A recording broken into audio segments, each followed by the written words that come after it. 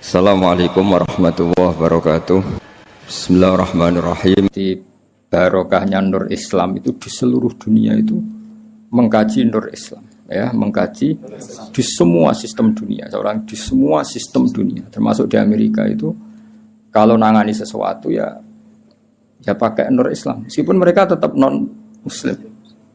Ya tadi misalnya harus cuci tangan, misalnya ngadepi penyakit harus cuci tangan, harus ini, tetap akhirnya ngakui bahwa jauh sebelum ada penyakit saran Kanjeng Nabi, tiap kamu bangun tidur kamu harus cuci tangan. Fa innaka la tadri, karena kamu tidak tahu aina batat yadaka. Tangan kamu kemana? Ada yang baca aina batat yaduhu, ya kalau tasniyah berarti apa? Yadaka pakai alif. Itu Islam. Mulai dulu menyarankan apa? Terus mulai dulu ya sarannya Islam ya pakai air sing warid yang ngalir. Sehingga cara wong kuno nganggo padasan dulu, sekarang malah pakai keran. Itu jauh sebelum ada anjuran pemerintah pakai air ngalir. Kudune santri wis biasa. Jadi banyak ilmu yang menurut mereka baru, cara santri itu ya biasa aja. Karena memang kita hidupnya kan sudah benar, sudah waras. Sehingga benar kan nasibnya. Nah, pola hidup kita ini sudah waras, sudah bagus. Nah, soal solusi sosial malah gampang lagi. Saya beberapa kali ada orang konsultasi ke saya. Solusi sosial Islam lebih hebat lagi. Dari awal Islam menghentikan to'amul wahid yakfi isnain wa to'amus isnain yakfi arba'atan. Jadi satu orang punya rezeki itu harusnya bisa nanggung satu orang, dua orang bisa nanggung 4 orang. Artinya kan kita biasakan misalnya konco akrab sing sitok kurang ditanggung temannya. Satu keluarga yang kerja 2, satu rumah makan semua. Karena normalnya memang rezekinya orang satu itu bisa menghidupi orang 2, orang 3, orang 4. Nah, yang menjadi kacau agama ini kan gini. Yang kacau menurut agama adalah apa? Jatah yang papat tindak nung sitok mulai merusak kan langsung. Nah, sekarang banyak orang rakus gitu. Wong sak nampan kok tindak wong loro. Iku mulai rusak iku. Paham yo? Wetenge lho dididik, paham. Jadi sebetulnya menurut Islam itu kan to'amul wahid yakfi isnain, wa to'amus isnain yakfi arba'atan. Itu malah walian. To'amul wahid yastaghribu to'ama arba'atan. Itu kan ribet kan? Ya saya mengkotis pura pangeran. Nah, bayangkan kalau itu pejabat, kerakusan terhadap aset negara harusnya menyebar terus dikuasai 1-2 orang. Kayak apa kacaunya dunia ini? Lah ya lagi-lagi semua itu Nur Muhammad, ajaran Rasulullah sallallahu alaihi wasallam tetap ajaran sing halul muskilat, bisa mengurai problem. Maka kita buktikan bahwa kita yang Islam itu hidup kita stabil, hidup kita nyaman. Kalau enggak ya bagian dari problem itu. Ya bagian dari apa? Problem itu. Tetap Kanjeng Nabi faqad nusirat fil kainati a'lamu ulumik. Jadi meskipun di negara non muslim semuanya sekarang mengkaji apa? Islam. Sejarah para malaikat ya faqad nusirat fil kainati a'lamu ulumik. Semua alam raya ini pasti nanti mengkaji ilmu Muhammad. Sekarang sedekah Rasulullah ketika Amerika yang mengkaji Islam, Eropa juga mengkaji, semua mengkaji Islam. Wa tabasyara lan dadi bunga apa al makhluqatu pira-pira makhluk bikutu hingga kelan tekane sira. Walam yaqalan ora tetep sapa seun perkara mimma sing perkara khalaqa kang gawe sapa Allah taala illa jaa, kecuali teko apa se li amrika maring perintah sira Muhammad, perintah jenengan Muhammad toian iku wong sing taat. Wali maqalati ka iku samian lan maring dawuh jenengan iku samian ngrungokno. Terus nanti alam raya ini semuanya tunduk pada perintah Rasulullah sallallahu alaihi wasallam. Aku yakin dunia tambah kacau itu tetap tambah butuh Islam. Kayak sekarang dari dulu tuh Islam menyarankan supaya hidup itu sederhana. Warung dunia kuwaco anggur wong ora sederhana. Warung ono kekacauan ini lagi menyarankan hidup sederhana. Jadi cara santri cara kene kan yes biasa urip. Jangan keluar kalau enggak penting. Dari awal Islam ngajarno min husni islamil mar'i tarkuhu malayan. Kok malah lagi roh saiki piye kok terlambat ilmune. Kita ini tahu mulai dulu mon. Pemene bagi seradi 2 ape metu opo. Seradi opo santeng ae no. Niku ora usah dilarang wis ra kelar apa metu. Paham ya, tapi mulai dulu kan kalau kita diumumkan jangan keluar kalau tidak penting. Dari itu dulu ajaran kita kan sebaik-baiknya Islam meninggalkan yang tidak penting. Ora usah diwarai Kang wis suhune mulai cilik suhu.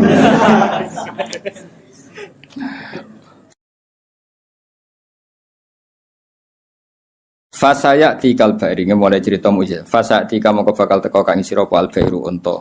Bidimamika kelawan jaluk tanggungan jenengan ya stajiru jaluk selamat apa bair. Masyhur iki kula wingi cerita sami dengan berbagai redaksi riwayat bil makna tapi maknanya sama. Yaitu tadi ada unta yang dipekerjakan di luar normal di luar normal disakiti, makanannya sangat kurang.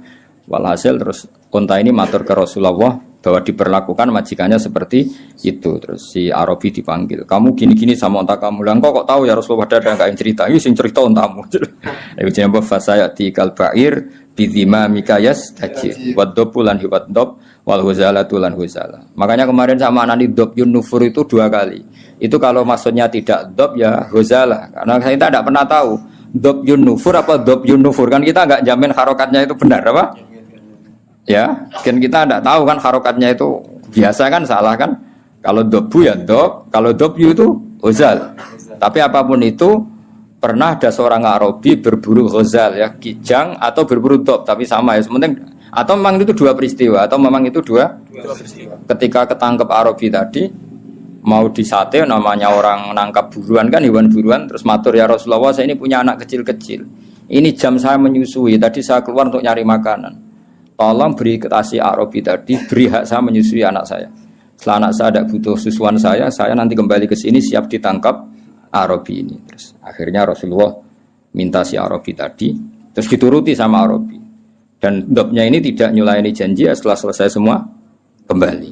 Itu jenis apa? Waddobu wal huzalah. Nah yang kemarin apa? Inta apa dobjun nufuru tadi yang kemarin itu saya tidak tahu. Makanya dobyu atau dobu kita tidak tahu. Tapi apapun itu tetap maknanya itu minta tolong Rasulullah apa? Minta tolong Rasulullah. Ya syadani waddob wal ghasalah ya syadani yang saya podop lan ghasalah la kamaring panjenengan birisalah kelawan diutus wal qamaru lan rembulan wasyajaru lan wit wa dzibulan zib. Sangka kata zibun apa? Serigala, wa dzibulan serigala. Wong Arab kadang muni zibun, kadang muni apa? Zibun. Kados teng kira asapah napa?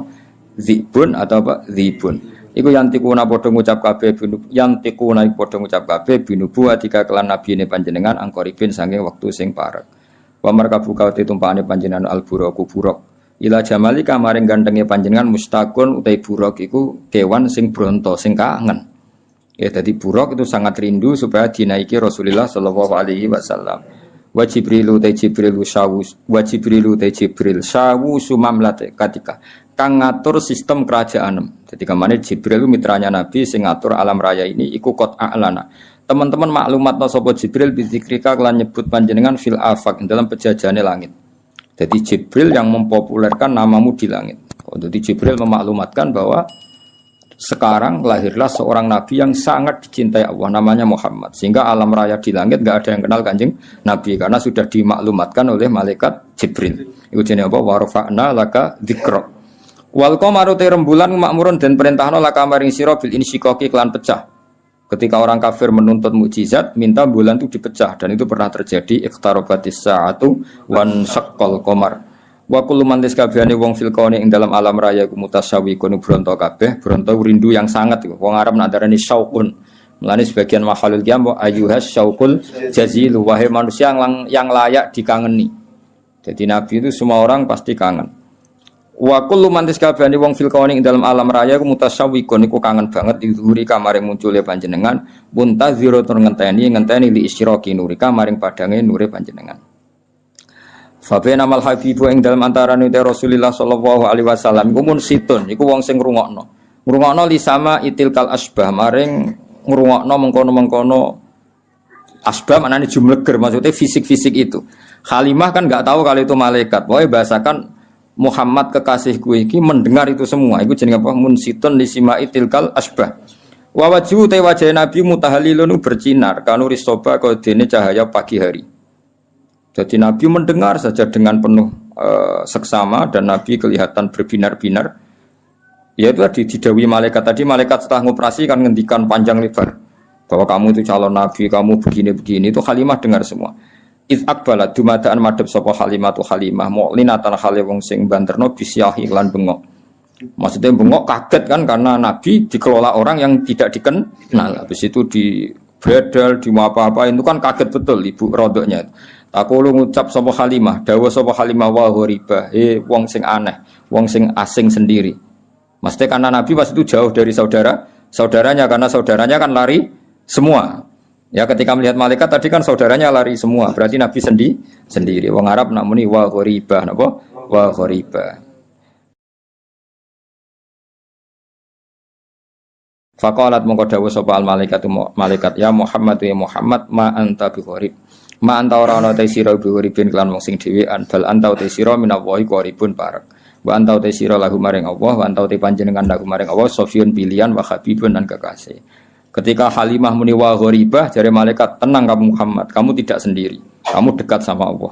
Ya tentu perasaannya Halimah sama malaikat kan beda.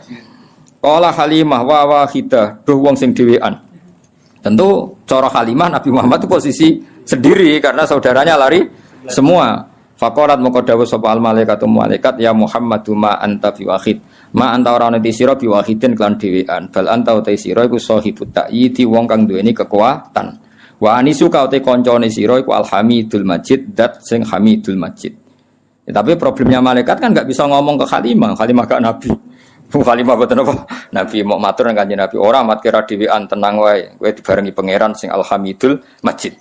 Wa ikhwanuka ta dulur sira ku ikhwanuka ya dulur sira minal malaikat sing para malaikat wa ahli tauhid lan ahli tauhid. Soal dulurem do mlayu dulur rodok kowe tenang ae, kabeh malaikat kabeh ahli tauhid ku dulur. Iki dawuhe malaikat. Terus qalat Halimatu wa yatimah. Ya sak ngono sekaruan status yatim. Faqalatil malaikatu lillahi darruka min yatim lillahi kagungane Allah sarasan daruka uta nikmat sira semana darun puan maksudnya puan ku nikmat sira min yatimin ya gak apa-apa kamu yatim tapi yatim terbaik fa inna qadraka monggo sak temene kadar sira inda wa munggu Allah iku azimun iku aku. Ini cerita Nabi ketika ketemu Nabi Adam. Fa idza nazara qibala yaminih dhahika fa idza nazara qibala shimalih baka. Nabi Adam ketika melihat ke kanan tuh senyum-senyum senang sekali tapi kalau kamu melihat ke kiri itu nangis. Lalu Rasulullah SAW tanya ke malaikat Jibril, itu siapa? Itu Adam. Dan yang kelompok di kanan itu ahli surga, maka beliau kalau melihat senang sekali, dan kalau yang di kiri itu ahli neraka, kalau beliau melihat itu susah sekali. Artinya apa? Betapa susahnya jadi Nabi Adam itu. Jadi kalau misalnya ada koruptor ketangkep gitu ya, yang nangkep ya cucunya, yang ditangkep juga cucunya. Kalau kita punya anak 10 itu, terus yang satu misalnya nyuri milik temannya, milik saudaranya itu, sing naboi ya anaknya, yang ditaboi juga anaknya. Kayak apa tersiksanya seorang Nabi Adam? Karena nggak punya pilihan, pasti dari sekian kasus dolim dan mazlum, yang mendolimi maupun yang didolimi itu pasti anak cucunya. Jadi betapa susahnya seorang Nabi Adam. Jadi termasuk kearifan kita sebagai manusia itu belajar dari takdir yang kita hadapi, yaitu keterbatasan kita sebagai manusia. Kita harus bisa ngelola kegagalan, terima kodok kodar. Makanya kata Mbah Mun, abahnya Gus Yasin itu sering cerita ke saya, iman itu paling dhuwur itu iman kodok kodar, khairihi wa syarrihi minallah. Kita harus punya kesiapan iman khairihi wa syarrihi minallah. Bahwa segala kebaikan, segala syar itu sudah digariskan oleh Allah Ta'ala. Kita bisa apa sebagai manusia.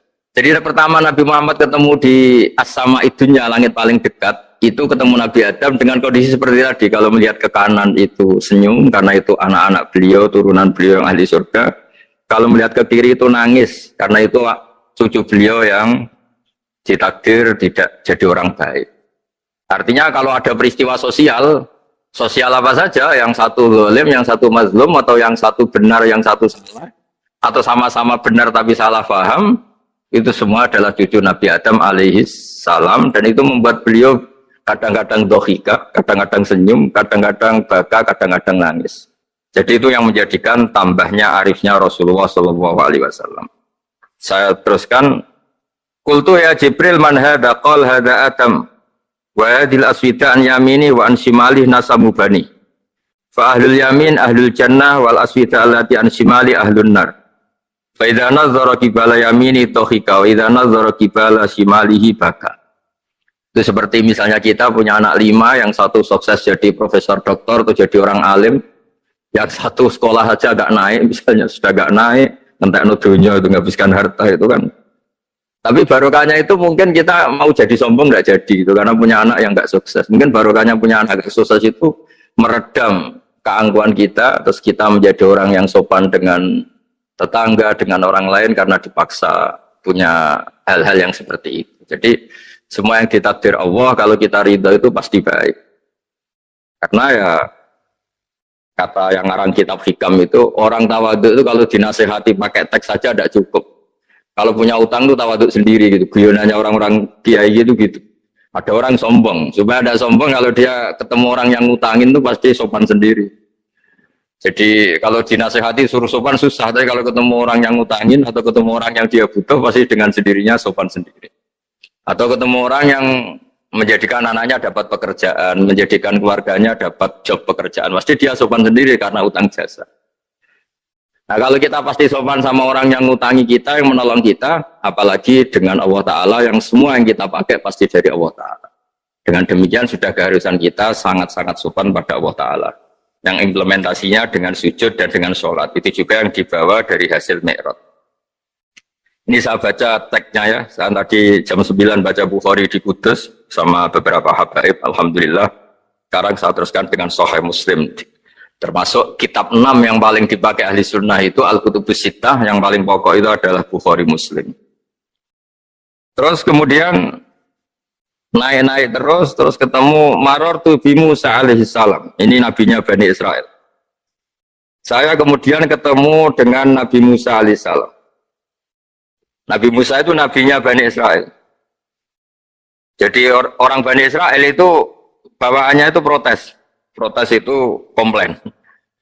Ketika makomnya beliau dilewati Rasulullah SAW, kelas beliau sebagai nabi, beliau nangis.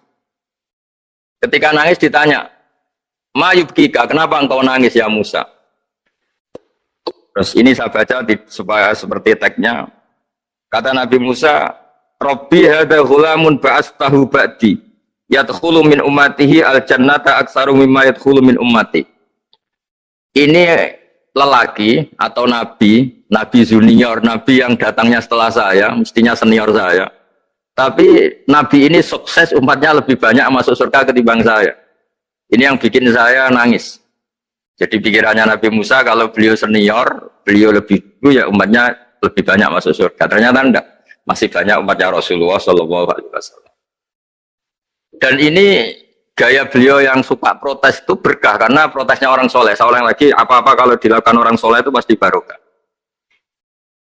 Ketika Rasulullah dapat perintah 50 sholat, itu Nabi Ibrahim pertama yang dilewati karena di langit paling atas dibanding nabi-nabi yang lain. Itu Nabi Ibrahim diam karena beliau tidak punya tradisi protes. Semua nabi diam karena Allah memerintahkan pasti sudah bagus lah, sudah diukur kekuatan hambanya. Tapi ketika Nabi Musa, beliau orang pertama komplain. Dapat apa kamu ya Muhammad? Dapat 100 sholat, dapat 50 sholat. Apa komentar Nabi Musa? Umat saya lebih gagah-gagah, lebih keren-keren. Pernah saya uji itu tidak ada yang mampu, apalagi umat kamu. Maka kamu mintalah keringanan. Fas'alhu takhfif, kamu harus minta keringanan.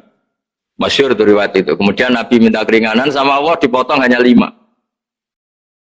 5 masih 45, dipotong lagi 5 masih 40 sampai 9 kali pemotongan. Akhirnya jadi 5 sholat. Itu satu menjadi pelajaran bahwa hubungan dengan Allah Ta'ala itu tidak perlu malu. Karena Allah itu suka dimintain. Mestinya kan dipotong 5, minta lagi sungkan. Dipotong lagi 5, minta lagi sungkan. Tapi ternyata berkali-kali. Bahkan ketika sudah 5 itu Nabi Musa masih bilang, ya Muhammad minta lagi keringanan. Jadi kalau itu dikabulkan itu jadi tidak ada sholat. Itu kalau 5 masih minta. Nah. Sampai Rasulullah itu tanya ke Jibril, ya Jibril bagaimana dengan gaya komplainnya Nabi Musa? Hiddah itu sering komplain. Jawabnya malaikat Jibril, ya roh hiddah, Allah tahu betul tentang komplainnya Musa dan Allah senang. Ya karena bawaan beliau begitu.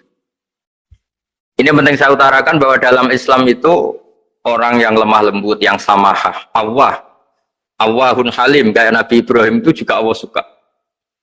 Yang suka komplain tapi demi hak, bukan demi konflik. Saya ulang lagi, demi hak, bukan demi konflik. Juga Allah suka. Itu kita menjadi dapat sholat yang hanya 5, itu barokahnya komplainnya Nabi Musa. Karena kita yang lemah ini diukur dengan umat beliau yang kuat, ternyata umat beliau tidak kuat. Barokahnya tidak kuat itu dipakai tolak ukur, apalagi umatmu yang Muhammad. Kemudian itu yang menjadikan Nabi sebagai orang yang sangat tawaduk, karena yang merintahkan itu senior. Meskipun kita tahu Nabi Muhammad itu Sayyidul Awwalin wal Akhirin, tapi secara lahir, secara jusmani beliau lahir paling belakang. Dan secara lahir juga beliau Nabi paling terakhir. Jadi secara hukum adab beliau harus sopan. Tentu sopan itu jadi panutan kita. Meskipun kita tahu hakikat beliau adalah Sayyidul Awwalin wal Akhirin. Secara hakikat. Nanti kita bicara lebih jauh tentang jusmani dan ruhani. Nah akhirnya keturutan sampai 5 sholat yang kita lakukan sekarang itu barokahnya komplainnya Nabi Musa. Banyak di cerita-cerita kitab hadis. Ketika Nabi Musa ngaji sama Nabi Khidir, itu komplainnya Nabi Musa menjadi fikih yang luar biasa, kata kitab Ibnu Hajar al-Asqalani, Fathul Bari. Ketika beliau ngaji sama Nabi Khidir, kemudian Nabi Khidir itu dipinjemin perahu sama masyarakat. Sudah dipinjemin karena beliau majanan ya, dikasih gratis. Tapi di tengah-tengah perjalanan perahunya itu dilubangi. Nabi Musa komplain, akhirat tahari tukhriqu ahla, masa kamu lubangin padahal kamu naik, nanti gimana, kamu sudah pinjem, nggak bayar, masih merusak lagi, itu apa-apaan. Nabi Khidir ya rileks saja, ilmu kamu belum cukup untuk menganalisis ini. Begitu juga ada 3 peristiwa yang Nabi Musa itu selalu komplain. Apa yang dikatakan Ibnu Hajar al-Asqalani itu kitab yang sangat bagus sekali. Justru dengan protes itu Nabi Musa punya kelas di atas Nabi Khidir, karena orang nggak boleh sukut alal mungkar, karena secara fikih orang itu nggak boleh mendiamkan sesuatu yang buruk. Kita tahu dalam aturan fikih di antara kewajiban kita adalah ingkarul mungkar, mengingkari sesuatu yang memang harus diingkari. Ya meskipun tentu tidak dengan sikap destruktif yang merusak dan apa, tapi yang nggak baik tentu kita ingkari. Perilaku Nabi Khidir yang melubangi perahu yang tidak miliknya, padahal yang punya perahu sudah menonton, itu perilaku yang nggak baik. Sehingga Nabi Musa protes. Justru protesnya Nabi Musa ini menjadikan beliau selalu di kelas fikih terbaik, yaitu ingkarul mungkar, mengingkari barang yang harus diingkari. Tapi tentu Nabi Khidir juga nggak salah, karena beliau punya perhitungan di depan nanti itu ada begal-begal, ada kekuatan yang nggak baik, yang selalu akan membegal perahu-perahu yang kondisinya sempurna. Nabi Khidir punya perhitungan, kalau ibarat mobil ini spionnya kok nggak dipecah, nggak diambil, itu termasuk mobil bagus, pasti digarong. Tapi gara-gara spionnya dipecah dulu sama Nabi Khidir, terus depannya dilumuri apa supaya agak menarik, ini selamat. Jadi perhitungannya Nabi Khidir, wa kana wara'uhum maliku ya'khudhu kulla safinatin ghusba. Di beberapa tafsir diartikan safinah ay sholihah, karena di depannya nanti akan ketemu orang-orang yang dolim yang selalu ngambil perahu-perahu yang bagus. Caranya gimana supaya perahu itu gak diambil? Ya karena mereka hanya ngambil yang bagus, ya dirusak dulu supaya gak bagus. Kalau ya gak bagus nanti lolos dari garong tadi, dari pengambilan secara dolim tadi. Jadi Nabi Khidir gak salah karena ada visi seperti itu. Nabi Musa protes juga gak salah karena memang tugasnya itu ingkarul mungkar, mengingkari barang yang memang gak benar. Nah, di sini seperti yang dikatakan Gus Yassin, kita harus bisa ngelola perbedaan, ngelola beda sudut pandang dan sebagainya. Sehingga kita selalu dapat nikmat Allah Ta'ala, wa allafa baina qulubihim, nikmat yang kita asik, kita hidup asik, nyaman. Doa-doa bapak-bapak saya, guru-guru kita sering ijazahi setiap ketemu teman atau keluarga disuruh berdoa, Allahumma alif baina qulubina wa aslih dzata bainina. Semoga hubungan kita dengan orang lain itu baik-baik saja dan semua konflik kita dibenahi oleh Allah Subhanahu wa taala. Karena kita tidak pernah tahu ya, kita miskin kadang dianggap problem karena takut membebani tetangga.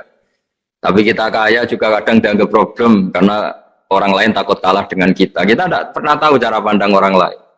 Jadi kadang-kadang kita menang gitu, sama yang seneng dikira kita pemikir serius. Tapi sama yang nggak seneng dikira kita merengut. Kita guyon, kata yang seneng itu luar biasa. Kita dianggap orang yang ceria. Bagi yang nggak seneng dianggap arogan. Jadi kita tidak pernah bisa ngelola pikiran orang lain. Nah, barokahnya rahmat Allah yang tidak terbatas, kita seperti ini. Dan itu digambarkan oleh Allah Ta'ala ketika ketemu antar Nabi. Itu cara pandang ya beda-beda. Nabi Ibrahim itu kalau melihat orang yang nggak benar, itu ya ngendikane faman tabi'ani fa innahu minni wa man asani fa innaka ghafurur rahim. Ya Allah, yang ikut saya ya karuan kelompok saya, yang tidak ikut saya semoga engkau banyak mengampuni mereka.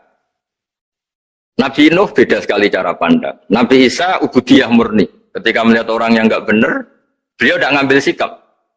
Beliau ngendikan intu adzibhum fa innahum ibadu. Kalau engkau seksa nggih monggo Gusti, itu hamba-hamba jenengan, itu terserah jenengan. Wa in taghfir lahum, kalau engkau ampuni nggih monggo, jenengan yang punya pertimbangan lebih bijak. Dan itu yang dalam banyak hadis ketika Rasulullah SAW melihat umatnya di akhir zaman yang macam-macam, Nabi ngambil sikap kayak sikapnya Nabi Isa. Sebagian riwayat Nabi mengatakan fa'aqulu kama qala al-abdus soleh. Saya akan ngambil sikap kayak sikapnya al-abdus soleh. Di hadis itu diredaksikan yaitu dengan redaksi intu azibhum fa innahum ibaduk wa in taghfir lahum fa innaka antal azizul hakim. Ya, saya teruskan. Kemudian akhirnya Rasulullah SAW sampai ke Sidratil Muntaha. Wa ra'aitu Ibrahim alaihi salam wa ana asbahu waladih bih. Ketika ketemu Nabi Ibrahim, hubungan Rasulullah itu sangat emosional. Beliau yang pertama diceritakan, saya ketika ketemu Nabi Ibrahim itu senang sekali karena ternyata saya ini cucu beliau, turunan beliau yang paling mirip beliau. Jadi ini unik, dari sekian peristiwa besar, peristiwa langit, kemudian Nabi ada hubungan emosional yang luar biasa ketika ketemu Nabi Ibrahim. Pertama yang dikatakan Nabi, wa ana asbahu waladihi. Saya adalah cucu yang paling mirip beliau. Dan ini kita tahu akhirnya di semua syariat kita istilah resminya itu anit tabi millata Ibrahim hanifah. Di istilah resmi agama kita millata abikum Ibrahim, agama leluhur kamu Ibrahim. Kita ketika baca sholawat Allahumma sholli ala sayyidina Muhammad, terusannya juga kama sholli ta'ala sayyidina Ibrahim wa ala ali Ibrahim. Dan seterusnya dan seterusnya. Kemudian yang terakhir saya cerita secara akidah Ahlussunnah wal Jamaah yang dianut oleh Imam Asy'ari dan Maturidi. Meskipun secara lahir itu Nabi mengalami pertemuan dengan Allah di Sidratul Muntaha, tapi tetap saja kita cara pandang bahwa Allah Ta'ala itu mukhalafatul hawadis. Allah tidak bisa kamu andekan di satu tempat terus mengalami hal-hal yang kita alami sebagai makhluk. Sebab itu sirinya kenapa di surat Isra dimulai dari subhanalladzi. Allah tetap maha suci. Maha suci itu artinya terbebas dari yang kita alami. Allah selalu mukhalafatul hawadis. Allah la yahtaju ila makarin. Allah tidak butuh tempat.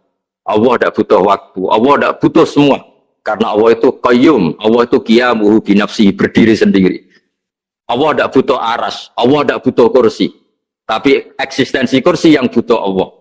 Allah tidak butuh aras, tidak butuh kursi, tidak butuh langit. Semuanya itu berdiri karena Allah. Bukan sebaliknya Allah berdiri di atas semuanya. Sehingga kita mulai kecil diajari Allah itu siapa? Al-Qayyum. Kalau bahasa kita qiyamuhu binafsi. Selalu berdiri sendiri, dan Allah itu Al-Ghaniyul Mutlaq. Enggak butuh yang lain. Di sini pentingnya selalu Nabi ngintikan subhanallah, subhanallah, wiridanya tetap Allah itu maha suci, Allah maha besar, Allah maha agung, dan keagungannya diantara ditandai dia punya sifat yang tidak sifat kita. Dia punya keabadian yang tidak bisa kita miliki. Dia punya semuanya yang tidak kita miliki. Itu sebab itu dimulai subhanalladzi asra bi 'abdi lailam minal masjidil haram. Jadi kata subhana ini maha suci itu maha suci dari tempat, dari waktu, dari apa saja. Meskipun Allah punya adat, punya sunnah memperlakukan hambanya itu dengan logika atau bayangan yang dibayangkan seorang hambanya. Sehingga seakan-akan kita ini ya ketemu, seakan-akan kita bisa ini melihat. Sehingga di surga disebut kita ini melihat Allah. Tapi semua ahli sunnah mengatakan, tapi kamu melihat Allah itu tetap saja bila kaifin walan khisorin. Tidak bisa terus menciri. Menciri itu bisa membatasi sifatnya Allah itu begini-begini, tidak bisa. Tetap Allah itu la tudrikul absar wa huwa yudrikul absar. Tapi kita bisa disebut melihat dengan kemakhlukan kita yang profan. Di surga disebut melihat, tapi bukan melihat yang kayak kita melihat antar makhluk yang terus bisa apa itu cerita detail, cerita spesifik, cerita apa, tidak bisa. La tudrikul absar. Ini hebatnya ulama-ulama kita, selalu cerita Mi'raj, cerita nazar ila wa fil jannah, melihat Allah di surga, tapi bersamaan dengan itu selalu cerita Allah itu mukhalafatul hawadis, Allah itu laisa kamislihi syai'un. Jadi terima kasih Gajang utamanya pada Gus Yasin dan yang membantu semuanya. Barokahnya kita ketemu bisa ngaji, supaya barokah saya baca teks aslinya di hadisil Isra, karena tadi saya jam 9 sudah baca Bukhari, ini supaya dapat berkah saya ini baca Sahih Muslim. Begini ya, saya tak cerita karena saya baca kitab itu banyak sekali. Ini bukan dalam konteks sombong atau takabur, boten. Saya cerita baca kitab banyak itu supaya sampean tahu bahwa pikiran saya ini mamluk, dipenuhi dengan pikiran-pikiran ulama dulu karena saya sering baca. Jadi tidak pikiran saya sendiri. Khusyuk itu maknanya takut. Ya takut itu ya maknanya takut. Takut itu ya kelas-kelasan. Misalnya saya dipanggil bapak saya, "Bahak sini." Sekedar datang ke tempat itu meskipun nggak niat nurut. Saya ulang lagi, sekedar datang ke tempat beliau manggil saya meskipun nggak niat nurut, itu sudah satu poin tertentu. Karena dipanggil terus menghadap itu sudah bagus. Meskipun di hati saya nanti saya bilang nggak mau, saya mau main. Tapi itu sudah poin tersendiri. Karena bandingannya akbala dalam bahasa Arab itu adbaro. Adbaro itu dari kata dubur. Dubur itu membelakangi. Daripada misalnya dipanggil bahak sini, malah lari menjauh. Membelakangi. Kalau dalam bahasa Arab adbaro itu menjadikan duburnya di belakangnya. Makanya bandingannya akbala itu menghadap dengan muka. Kalau adbaro orang di belakangi pakai duburnya. Makanya dalam bahasa Arab disebut adbaro. Nah, sehingga terburuk dari seorang hamba itu adbaro, dipanggil ndak moro, dipanggil ndak menuju yang dipanggil, malah menjauh. Nah, menjauh ini dalam bahasa Arab itu kadang dibahasakan tawalla. Tawalla itu mengo itu menghindari, atau adbaro membelakang. Jadi kalau Anda sholat kok masih sering salah, dan saya yakin semua orang juga gitu, kalau nggak nabi, nggak wali itu ada ya kesalahan-kesalahan yang tidak fatal-fatal banget karena ada kebaikan yang Anda lakukan, yaitu ketika Anda dipanggil, Anda istijabah, Anda mengiyakan dengan menghadap. Ya, itu sudah bagus. Nah, setelah menghadap ternyata disuruh apa itu tidak nurut. Disuruh apa gak nurut itu satu kesalahan yang tidak mengganggu poin pertama tadi Anda menghadap.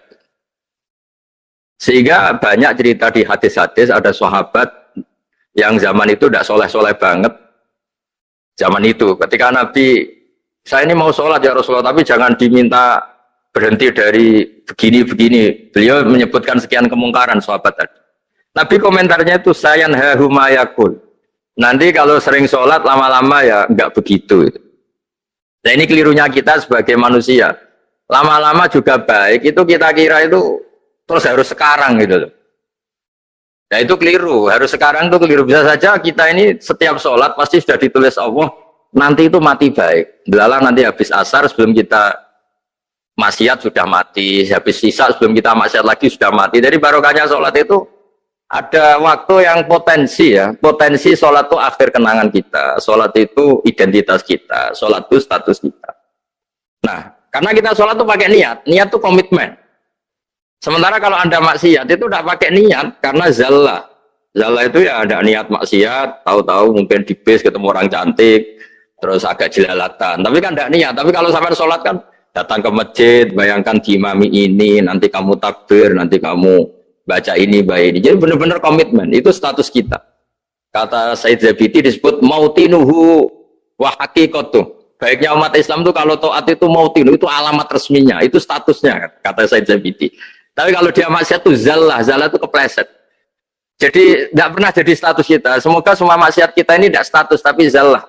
Tapi ketika taat itu status, hakikat kita. Maka falau butiyah ya haqiqatuh wa mautinuhu wa dzatuh. Ini kata Said Abdul Az-Zabidi pengarang Ithqal. Orang Islam itu orang yang ketika ibadah itu identitasnya betul, ketika ibadah itu Allahu Akbar, dia berharap rahmatnya Allah gini-gini.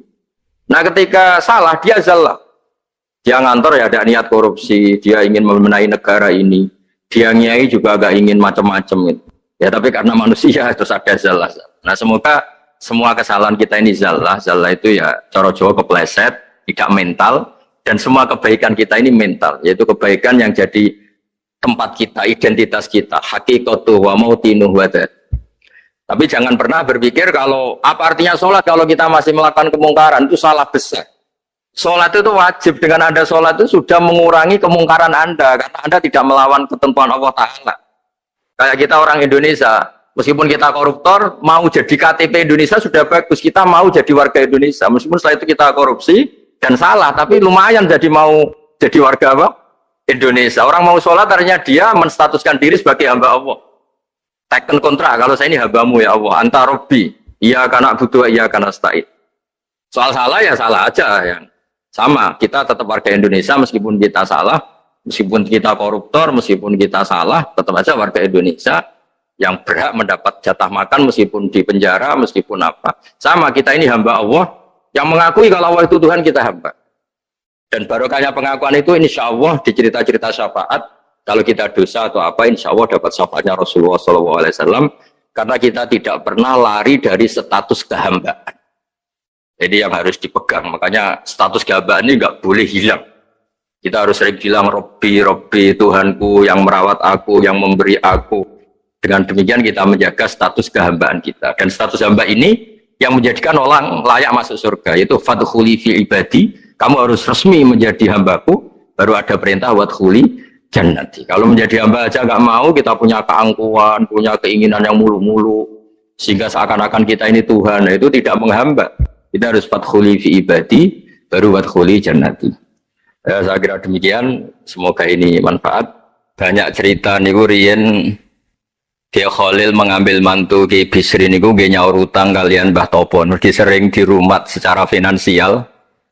Bias mbak-mbake dongane iku tenanan supaya anake Ki Mustofa niku pinter, anake Mbah Topo niku pinter, terus dados Ki Bisri. Niku nak diambil kesimpulan niku kiai donga tenanan niku nak di rumah tenanan. Nak di rumah rapati tenanan niku dongane ya kudune rapati tenanan. Niku wonten sing crita niku mbah bodoni napa mboten niku riyen niku ngantos Mbah Khalil prai jamaah. Mergo makmume iku sing ngutangi, dadi wedi nak ketemu makmume. Suwe-suwe diebrokno terus wani dadi imam malih. Terus dalam keadaan ngoten niku ndonga ora tenanan mboten mungkin. Singkat cerita terus Kiai Bisri dados tiang alim, Kiai Misbah dados tiang alim. Terus fan ingkang ditekuni niku nahwu. Wau leres sing didhawaken Kiai Said angsal gelar Sibawahi zamani. Panjen riyen kula piyambak sering didhawuhi Mbah Mun nggih sering istifadah teng terjemahan Alfiyaipun Kiai Bisri riyen teng sarang. Nak belajar Ibnu Aqil di antara referensi itu tulisannya Kiai Bisri mbek Kiai Misbah. Sing sedanten niku barokahe didikanipun Kiai Khalil Harun. Kula piyambak zuriyah saking Mbah Dimyati. Mbah Dimyati riyen teng sarang keculuke putra angkate Kiai Umar Harun. Mergi wau Kiai Umar mboten gadah putra. Kula cerita silsilah sing radi serius. Dados niki wali ane Gus Yofur wau mun rileks niki kula sing cerita serius. Riyen syaraté wong alim niku sinau riyen, sinau badhe niku diskusi kalian sing sak level. Badhe niku nembe ngaji. Sehingga nak ngaji kantun nyocokno niki kangge santri-santri Rodotul Thalibin. Dados kisah hal sebelum ngaji Bazuber niku sinau riyen. Misalnya piyambake macane tajibu, mungkin kiai ini maca tajibus sholatu, mungkin diskusi terus ngaos Bazuber. Angger macane wis kembar terus berarti aku wis pinter. Karena yang memutuskan rofa nasab itu tidak kiainya tapi dia. Dados kantun nyemak. Ki bengi tak waca rofa kok kiai ku rofa, berarti ilmuku wis padha. Aku maca nasab kok kiai ku nasab berarti padha. Aku maca jer kiai ku jer wis padha. Nah santri-santri kan mboten ngaji mboten persiapan. Teko ngaji mbek takok halaman. Niku pun santri innalillahi wa inna ilaihi rajiun. Niku nggak bisa diharapkan. Terus kula riyen niku GR alim niku nggih alasan perkara ini sinau riyen. Dadi agar bangun maca kok mun kembarane 90% apa 80% nggih mun setengah ngalim. Kok nak salah kok sampai 90% ya goblok banget. Sakniki mboten santri sinau mboten persiapan ngaji takok halaman tok ndi. Mau menyenggai sholawat. Salam Muhammad shollallahu alaihi wasallam. Mboten mikir wong kiai ini maca Allahumma sholli ala Muhammad malah ngongkon kiai ini sholli alaihi itu nak diterjemahkan Allahumma sholli ala Muhammad terus dekne ngomong sholli alaihi nggih monggo jenengan maca sholawat. Wong sholli nu fil amar. Tapi wong jenenge wong ora mikir nggih. Terus niku ruwet. Terus niki kula cerita sing serius kersane jenengan pirsa bilih sing minter wong ra bakat pinter niku nggih kangelan tenan. Riyen bapak kula nggih nah definisi wali nu ngoten kula nggih insyaallah pun mlebu lah. Mergi kula niku nggih minter tiyang kathah. Tiang-tiang sing ra bakat pinter teng Gunung Kidul niku kula kathah sing kula dadekno kiai niku. Tapi buatan pinter banget, pokoknya memenuhi kualifikasi lah. Pergi ceritanya ini nggak sederhana. Riyen niku Mbah Khalil itu nak mulang nahwu tenanan. Mergi sesuatu itu jadi mudah. Mulane cerita yang beredar nang Lirboyo niku Ja'a Zaidun, Zaid datang. Ini wonten santri pelengahan delok lawang. Gurune ngamuk. Kamu orang mana? Orang Bekasi. Kenapa pelengahan? Ya katanya Ja'a Zaidun itu Zaidan. Habis Pak Guru bohong. Katanya Zaid datang melihat Zaid, ternyata orangnya nggak ada. Contohnya menja'a Zaidun itu Zaidan. Tapi barokahnya itu terus sesuatu itu menjadi mudah. Nah ini sing dawe Mbah Mun, sing didawakan Gus Zafur kula eling dawe Mbah Mun gelem ra gelem Allah kudu gawe wong alim kok wong Jawa. Mergo wis kadung dawuh Islam iku kafatal linnas untuk semuanya. Fasibawah Farisiun. Imam Sibawah itu orang Persia. Imam Ghazali juga Tos itu Persia. Banyak orang alim dari Irak. Irak itu Babylon, itu tidak Arab. Karena Islam ini kafatal linnas. Makanya gelem ra gelem guyonane Mbah Mun niku Allah kudu gawe wong-wong koyok Warijo, koyok Kirun kudu dadi wong alim. Guling-gilingan nah Islam tidak milik orang Arab saja tapi kafatal linnas. Niku nak cara Mbah Mun. Dadi mumpun dadi janjine pangeran. Mulane sing mondok Arab nggih monggo, sing mondok pundi mawon nggih monggo, tapi Kiai Jawa tetep ndek jatah alim. Mergo niku mumpun kuota. Mumpun kuota. Terus riyen Mbah Fadl sing diceritakno Gus Zafur niku tiyang alim mboten mondok teng putih-putih teng Jawa. Mbah Sahal riyen alime nggih mondoke di antarane teng Sarah. Mergo mun jatah. Islam iki dawuh Mbah Mun kafatal linnas. Mulane Allah kudu gawe wong alim-alim sing wong Persia, wong Jawa, wong Cina. Tiang Imam Sibawah ini buatan tiang Arab. Mulane piyambake ra difrustasi nak debat mbek wong Arab. Masyhur yen ada ahli nahwu sing tiang Arab, namine Kisai. Piyambake Sibawah tiang Persia. Niku didu kalian seorang raja di depan umum kan maca qad kuntu azunnu annal aqrab asyaddulas atan minaz zambur. Faidan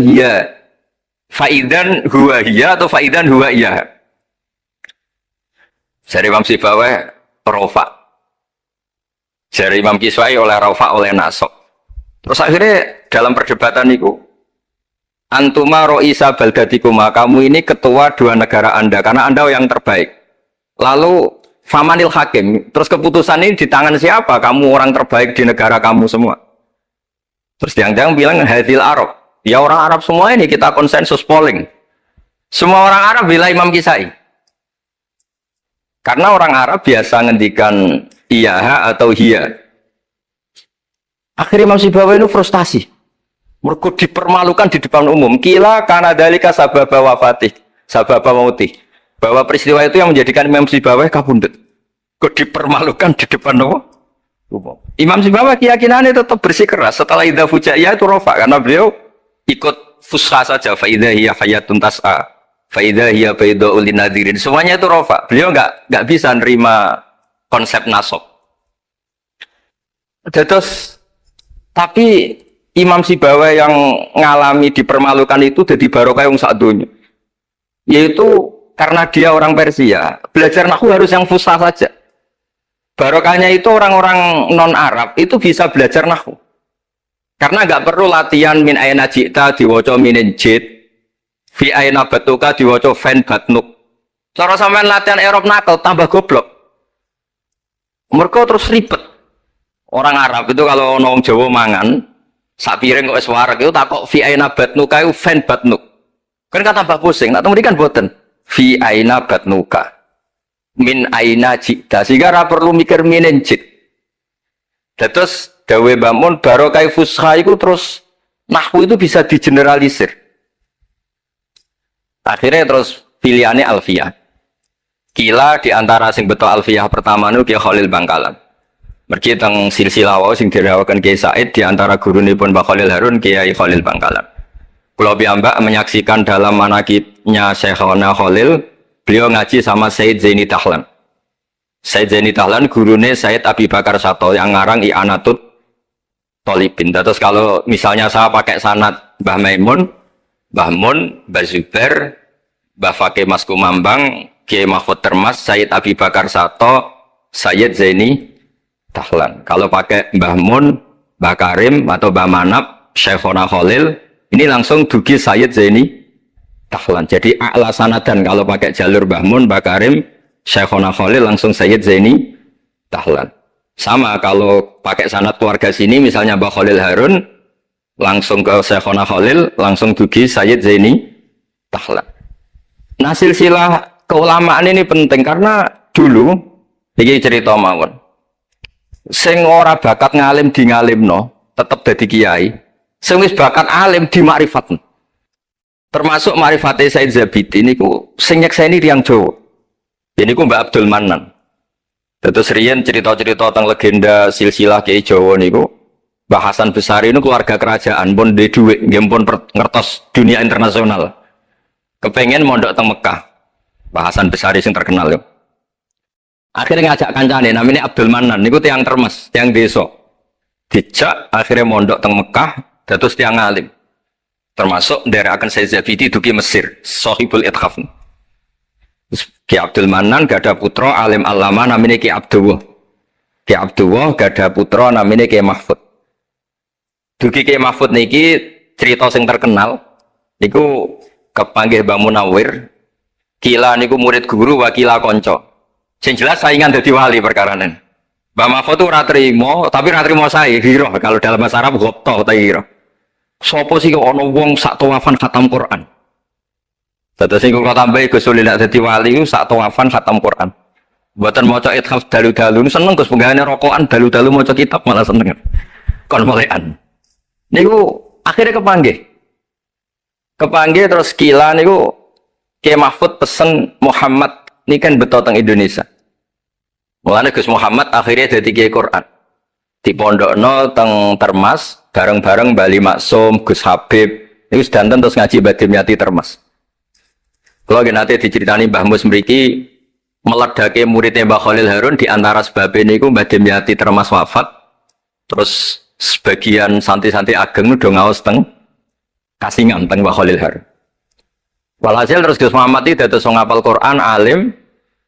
Terus dipek mantu tiyang sugih namanya Kaji Taslim. Terus akhirnya urip teng Betengan.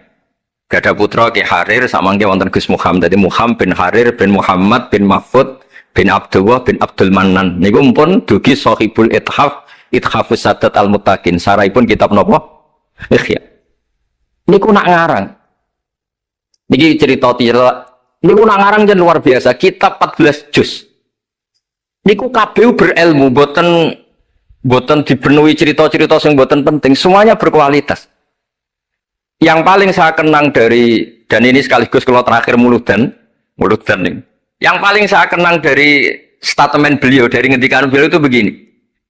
Wan Nabi sallallahu alaihi wasallam wa in jalla qadru muhtajun ila rahmatihi ta'ala wa fadli. Dari cara pikiran beliau itu umat ini setelah Nabi Isa. Penggemar Nabi Isa itu salah dalam mendudukkan Nabi Isa, berlebihan sampai mengatakan Isa ibnu Wah. Yang benci juga berlebihan sampai mengatakan Isa itu waladuz zina, yaitu orang-orang Yahudi. Tapi kata Said Zabidi, hadil ummah maksumatun min dzalika kullih. Umat ini akan diselamatkan, pecinta Rasulullah Shallallahu Alaihi Wasallam itu akan diselamatkan dari dosa atau kesalahan-kesalahan orang Nasrani melihat Isa. Barokahnya apa? Barokahnya sholawat. Yaitu umat ini wiridan Allahumma sholli ala Sayyidina Muhammad. Allahumma itu pemberi, Muhammad apapun jalla qadruh penerima. Sehingga kita baca sholawat itu sekaligus menunjukkan mahabbah kita ke Rasulullah Shallallahu Alaihi Wasallam bahwa beliau makhluk terbaik, manusia terbaik yang paling layak dapat askat sholawat, askat tahiyat dari Allah Taala. Tapi tetap saja Allah ini pemberi, Rasulullah ini penerima. Sehingga umat ini tidak akan mendudukkan Rasulullah setingkat Allah. Yaitu yang disebut burdah da'mat ta'atun nasara fi nabihimi wahkum bima syi'ta madhan fihi wahtakimi. Pokoknya silahkan memuja Nabi Muhammad setinggi langit asal dakmat da'atun nasara. Tinggalkan kesalahan yang dilakukan orang Nasrani. Nah itu kata Said Zabidi cukup kalau mau sholawat. Karena dengan baca sholawat berarti Allahumma sholli ala Muhammad.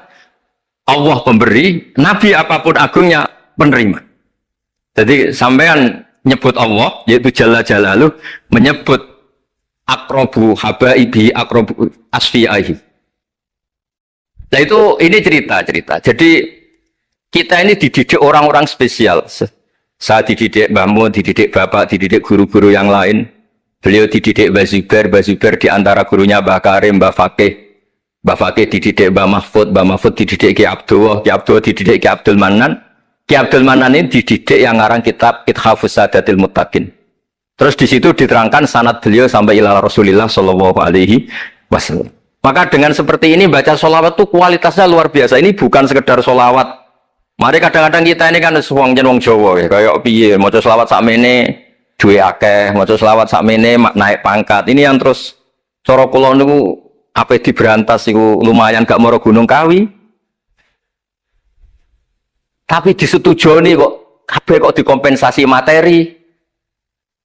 Jadi ribet jadi kijowon. Kalau mereka tidak punya sarana tawassul, engko mara Gunung Kawi itu ya kedusan. Tapi maca sholawat ben dadi bupati engko nek mandi nang nyalahno sholawat. Dadi kijowo ya bingung. Nah sampean ra bingung berarti rong kiai ya dadi gapane. Tapi apapun itu dawe Said Zabiti wa Rasul wa Muhammad wa injalla qadruh muhtajun ila rahmatihi ta'ala wa fadlih. Itu mutiara yang luar biasa. Engkang kula dawa matur malih nak ngelem Kanjeng Nabi ku ngelem kaya ulama. Nggih wau kados Said Zabiti. Wong trimo redaksi sing kita baca keseharian tapi beliau bisa memahami bahwa hadhihi sholawat sighatus sholawat itu sighat sing nyelamatkan hadil ummah ila yaumil kiamat. Cinta kita pada Rasulullah terselamatkan karena kita baca sholawat. Tauhid kita terselamatkan karena Allah al-Mu'ti, Rasulullah al-Mu'ta. Apapun hebatnya Nabi, posisi yang diberi, yang menerima, pemberinya tetap Allah Subhanahu wa Ta'ala. Dan ini cerita-cerita ngaji tahqiq ingkang sanate musalsal ila Rasulullah sallallahu alaihi wasallam. Dan kula suwun seneng Rasulullah nggih wonten sing baca sholawat dengan jumlah besar. Wonten sing bacanya ndak besar tapi ngerti sirrun min asrori sholawat. Gini iku piye supaya sholawat iku nunjukno mahabbah kita lan keyakinan kita nak Nabi niki afdhalul khalqi paling disenengi Allah. Tapi sekaligus Nabi tetap Abdullah wa Rasul. Cukup dengan redaksi Allahumma sholli ala Muhammad Allahumma sholli ala Sayyidina Muhammad. Terus niki mun dalu nek sampean kakean ilmu malah bingung. Wong kula piyambak mun nganggep final yang didhawuhna Gus Zofur mergi saya bersaksi karena hal yang sama juga Mbah Mun sering dawuh. Sing jelas iki Jawa kudu bangga tetep untuk kuota. Mergo wis kadung ngendikan kafatal linnas. Jadi tetap Allah akan bikin orang-orang alim di lain orang Arab mesti ana sing wong-wong non Arab. Kata Imam Ghazali orang Tus itu ikut Persia. Si bawah juga Persia. Imam Abu Hanifah itu orang Irak. Irak itu termasuk Ajam. Karena ikut Babylon, wa kumma minal biladil ajamiyah. Mesir ikut Afrika. Terus insya Allah barokah cerita niki, barokah wau penjelasan Ibn Gus Zofur dan kita juga sering dengar dawe-dawe Mbah Mus, Mbah Khalil bahwa agama ini luar biasa. Mergi Indonesia nu boten saged bahasa Arab tapi saged ngarang kitab bahasa Arab. Ning Mbah Mun sering dawuh, Mbah Fadl bocah bahasa Arab ya ora iso, Ki Ihsan Jampes tahu dites Mbah Zubair, jadi Mbah Zubair iseng ngetes Mbah Ihsan, dijak bahasa Arab ya ora iso, tapi iso ngarang kitab. Mbah Fadl ketemu supir taksi Arab ya tuntas. Pinter supir taksi. Mana gara Mbah Mun ana wong modho Arab kepen pinter, kepen iso bahasa Arab. Kowe adol es ning Arab kok pinter bahasa Arab iso ora Mbah Mun. Nah pen alim yo niru Mbah Fadl. Tapi sakit alim alama. Mergi mpun untuk kuota agama ini kafatal linnas. Nah, agama itu mulai dulu itu masalah klaim di sosialnya ya. Pada level kebenaran tentu agama itu hak dan batil. Tapi pada level sosial itu klaim. Klaim bahwa Ibrahim itu kita. Kata orang Islam, kata orang Yahudi Ibrahim itu kita, kata orang Nasrani Ibrahim itu kita. Sebab perdebatan itu ketika diputuskan Yerusalem, Hebron, terus Bethlehem, itu dianggap kota internasional, kota bersama. Sehingga di sana itu yang namanya Nabi itu kadang kakinya di masjid, kepalanya di sinagog, atau pokoknya separuhan. Jadi saya pernah sholat di masjid Ibrahim itu harus melewati sinagog. Iku tak inceng Nabi Ishak ku nang tengah-tengah sinagog. Ibrahim lumayan sirahe ning masjid. Jadi hanya satu bangunan. Sama persis di masjid Yerusalem itu masjid apa? Baitul Maqdis itu. Tembok yang satu yang sebelah ini dipakai tembok ratapan, tembok yang sama yang satu dipakai masjid. Itu jangan satu tembok, bukan dua tembok. Makanya tiga agama ini unik, musuhan tapi titik keramat itu menunjuk yang sama. Orang kok berhubung ra cocok wis aku tak ning Bantul, enggak ada yang seperti itu. Semuanya di titik itu. Jadi nak ndonga ya krungu, wong kula nate teng tempat tembok ratapan yang Yahudi. Makanya sekuler ya ono barokah dunia itu sekuler. Kula mriku nggih ketunan. Mbak-mbak nggih jilbaban enggak masalah karena dianggap tempat wisata. Sama di Mesir itu ada masjid tertua, Masjid Amr bin As. Wong barat nak rono ya ono sing katokan cekak macam-macam. Wong wis wisata. Kok Masjid Kauman Jogja. Sapa wae mlebu ya oleh wong sapa? Wisata. Maksudnya kan banyak turis yang ke situ posisi enggak berpakaian apa? Islami senajan to mok ning jowo di Masjidnya Amr bin As sama. Nah, pertanyaannya gini, satu-satunya yang bisa meyakinkan umat Islam kalau Ibrahim tidak Yahudi dan Nasrani ya dawuh pangeran. Kenapa? Karena secara fisik makamnya itu di kawasan apa? Yahudi. Nabi Daud para meneh sak kemule iku tembok bintang kejora kabeh. Bahkan kalau ziarah ke sana kudu maca ala Yahudi dulu. Piye? Nabi Daud sing. Nah, di sini ini pentingnya nyuwun sewu, pentingnya dengan tanda kutip pentingnya politik. Jangan-jangan makam-makam itu terserah otoritasnya. Andai kan Indonesia itu menang Wahabi, mungkin makam-makam tulis sentral kemusyrikan, awas bahaya. Karena yang menang Aswaja ya tempat barokah. Ya tinggal yang nulis. Nah ini yang kita khawatirkan. Ibrahim mengalami seperti itu. Andai kan dulu yang menang 100% Umar atau Salahuddin Al-Ayyubi, mungkin Ibrahim itu enggak lagi ada sinagog di seputar Nabi siapa? Ibrahim. Semuanya mas. Tapi sekarang enggak, karena dikuasai dunia internasional itu jalan kakinya di sinagog. Ishak malah total, Ishak gitu. Yakub malah total, semua tubuhnya di sinagog, karena Yakub itu nama lainnya siapa? Israel. Ya, nama lainnya Yakub siapa? Makanya Yakub bin Ishak bin Ibrahim. Lah Yakub punya anak namanya Yahuda. Paham ya? Makanya Yahuda bin Yakub bin Ishak bin Ibrahim. Yahuda punya dulur yang li'ab 12, yang dulur punya dulur li'ab itu 2, Bunyamin sama siapa? Yusuf. Ya Bunyamin Yusuf ini sakit. Yang lainnya berapa? 11. Itu 10 kan, berarti 10. Pokoknya bangsa itu berapa itu? Nah itu li'ab hanya berapa? Ada li'ab, ada apa? Sakit. Nah Yusuf nasibnya paling untung Nabi Yusuf. Orang Kristen nama Yusuf sama orang Islam jadi Gus Yusuf itu banding. Ya.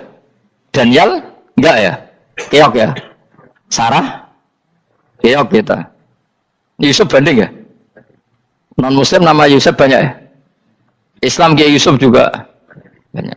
Mustafa Rawono ya? Islam kabeh lah jenenge. Meskipun gak wong pilihan ndekne Mustafa sing jeneng-jeneng saiki ya mboten ora ono maknane. Makanya saya itu mikir. Nah, terus perdebatan sejarah itu mesti mengacu ke Duriyah. Duriyah itu komunitas. Nabi Ibrahim itu kita ikut partai Ismail saja ya supaya jelas ya. Ismail itu lahirnya di Palestina di Syam, dibawa ke Mekah. Tapi mari kula nu rodok setuju gak mari dadi utek kula niku wis rodok iku. Utek kula niku kan anut kaul sing paling akwa. Sampean anut sing tahu krungu pertama kan angel itu di samping. Tapi sudahlah saya tak kompromi saja ikut siapa? Ismail. Ismail itu kemudian ketika Islam, saya ulang lagi, ketika Islam mengklaim juga agama Ibrahim, itu orang Yahudi mencibir. Kamu kok bilang agama Ibrahim itu alasannya apa? Kita ini yang ikut Ibrahim, kata orang Yahudi, karena kita orang Palestina, kita orang Yerusalem. Terus Nabi Muhammad memberi penjelasannya, tentu diajari Allah, Ibrahim itu pernah hidup di Mekah. Buktinya fihi ayatum bayinatum maqamu, jejak kakinya di situ, jejak kesejarahnya di situ, yaitu istrinya pernah dibawa ke Safa dan Marwah, yaitu peristiwa Hajar nyari apa? Air. Lalu Ibrahim dan Hajar ini punya anak namanya siapa? Ismail, dan itu namanya Abul Arab. Jadi Abul Arab itu Ismail. Bukan Ibrahim. Kenapa kok tidak Ibrahim? Karena Ibrahim juga Abu Syam. Ibrahim masih milik bersama. Yang mulai benar-benar hidup di Mekah itu siapa? Ismail. Maka dulu perdebatan antar para peneliti agama, itu lalu Adnan itu siapa? Makanya terus diputuskan, wa adnanu bila roibin inda zawil ulumin nasabiyah ila dhabihi Ismaila nisbatuhu wa muntama. Lalu pertanyaannya, orang Yahudi yang di Palestina tetap mengklaim kalau mereka turunan siapa? Ibrahim, dan menduga Ibrahim adalah Yahudi. Islam darani Ibrahim Islam. Ya sudah seperti itu tuh nasib agama akan begitu terus ila yaumil qiyamah. Kita tentu iman status Ibrahim maka anak Ibrahimu Yahudiyah wala Nasraniyah. Nah, kenapa harus Quran ngendikan? Karena secara fisik atribut Ibrahim itu sekarang makomnya itu dikuasai Yahudi, akhirnya dikuasai Israel akhirnya juga. Jadi gampangannya ini loh. Umpama Nabi Ibrahim di makom ning Indonesia terus dikemuli ayat kursi kan aman. Paham tuh kita, angel temen terang kowe. Mesti diarani Islam. Lah tapi di makom ning Israel dikemuli bintang kejora. Paham ya? Maka mau tidak mau tetap ada perebutan otoritas politik. Makanya di sini ini Sayyidina Umar ngotot kepengen nalukno Romawi. Maksudnya Romawi sing nguasai Palestina. Tenan kasil. Akhirnya Nabi Ibrahim total ning masjid. Ngalin kono jenenge Masjid Umar. Mergo sing naklukno awal sedurunge Salahuddin Al-Ayyubi sinten? Tapi gak suwe kalahne wong Islam. Lagi menangne Rasulullahuddin apa? Terus kalah meneh terus saiki dadi kota modern nih. Dikelola secara internasional dianggap kota tiga nopo agama. Ya wes. Nah kita is ngimani Quran wae ora usah ndelok bukti fisik. Mergo nek bukti fisik iku beberapa nabi makome ning Israel sing status notabene niku Yahudi. Lalu Yahudi itu apa? Awas gen ora anut aku. Wis aku pinterlah sementara anut aku. Karena ini sekali salah itu fatal. Yahudi itu siapa? Yahudi itu nama agama, apa nama marga, apa nama sekte. Terus orang tuh gak tahu mikir meneh, dikira Yahudi itu nama agama, apa nama sekte. Israroh gus ora tau mikir, ya wis ora roh enak. Dadi Yahudi iku jeneng wong iku Yahuda bin Yakub bin Ishak bin Ibrahim. Lalu nama ini ya tetap tauhid. Tapi pertanyaannya, apapun tauhid kamu tetap akan disalahpahami oleh penulis sejarah. Maka sejarah itu sekali sing nulis salah, tetap selawase korbane yo salah. Misalnya kok Siti Jenar, kita kan tidak pernah tahu Siti Jenar persisnya piye. Kabeh nulis misalnya dene wahdatil wujud, akhirnya dene tersangka wahdatil wujud manunggaling kawula Gusti. Tapi ada juga penggemar Siti Jenar. Siti Jenar udah diwali, wali songo hasud. Barang dipateni wangi, dan ketok elek digenti asu. Jadi sing ketok elek wali songo ning versi penggemar Siti Jenar. Aku lah termasuk turunan Sunan Kudus ning catatan. Iku paling mangkel mbek ketoprak. Perkara men kalah mbek Saridin ceritane. Sajane ya mangkel, tapi sing gawe ketoprak tau sowan aku. Tak takoki lho kowe gawe ketoprak ngono piye iki mergawi Gus ora ono hubungane bener apa salah ya. Bar sih. Ini gue cerita Saridin kali Sunan Kudus sampean kalah. Berarti ini buyutku cah ketok luwih kondang. Ya sudah seperti itu. Nah, khawatir kita kalau kita sudah ada hafal Quran, ada hafal hadis, nanti orang nulis sejarah itu seenak-enaknya. Makanya senyum sewu kados orang yang tidak ahli sunnah kan gue film gambarannya Umar nyiksa Sayyidah Fatimah. Akhirnya ada orang yang benci siapa? Umar. Tentu kita nggak percaya itu. Kita lebih percaya kalau Umar sangat menghormati Sayyidah siapa? Fatimah, Sayyidah Aisyah dan sebagainya. Nah, makanya hati-hati baca sejarah itu di sini. Karena sudah seperti itu. Dulu kita kerepotan kan memasukkan Kahar Mudzakkir jadi pahlawan apa? Nasional. Karena ada yang cerita ini dulu pernah ikut apa itu dan macam-macam. Kita sering kesulitan melacak sejarah. Oke lah kalau, nah bayangkan kalau itu sejarah Nabi. Agama satu bilang Ibrahim Yahudi, agama satu bilang apa? Nasrani. Tapi Allah itu maha kuasa. Orang itu kalau salah mesti keterucute iku elek. Kowe mesti ra roh, gak ulama gak roh. Ketika Nabi debat dengan Yahudi, debat dengan Nasrani, itu debatnya itu lucu. Kanjeng Nabi ditanya, Mat, kamu agamanya ikut siapa? Saya pengikut Ibrahim. Lalu Yahudi itu, padahal pinter-pinter wong Yahudi, kadang bakat cerdas. Tapi musuh-musuh pangeran tetap kalah. Jawabnya Yahudi gini, wah berarti kamu harus hormat saya Muhammad. Kenapa? Kamu ikut siapa agama kamu? Ibrahim. Kan anit tabi millata Ibrahimah Hanifah, millata abikum Ibrahim. Berarti kamu harus hormat saya Muhammad. Kenapa? Karena panutan kamu Ibrahim itu saja pengikut Nasrani. Sing jarang Yahudi orang Ibrahim pengikut Yahudi. Nabi oleh semua nang upal. Mergo ketok goblok iki. Dadi kadang wong pinter ketok goblok. Nabi oleh guyu ngene lha ya kok aneh wong Yahuda bin Yakub bin Ishak bin Ibrahim. Dadi padha karo muni Pak Karno pengagum Puan Maharani. Kira-kira gitu cara bahasa Indonesia itu. Utawa kowe mendingin ya Bandur Salim penggemar Hasan Hasan anak kula. Utawa kowe muni Mbah Zubair penggemar Gus Zufur kan boten mungkin. Utawa Mbah Hasyim penggemar Mbak Yeni.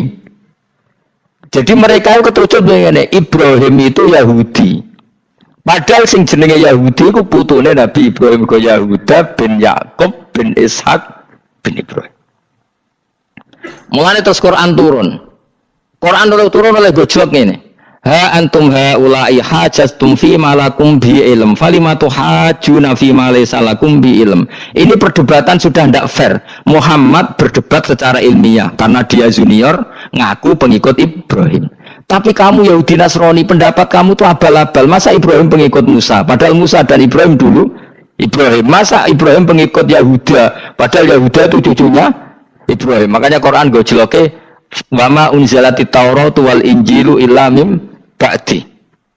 Ya ahlal kitab lima tuhajuna fi Ibrahim wa ma unzilatit Tauratu wal Injilu illa mim ba'di afala taqilun.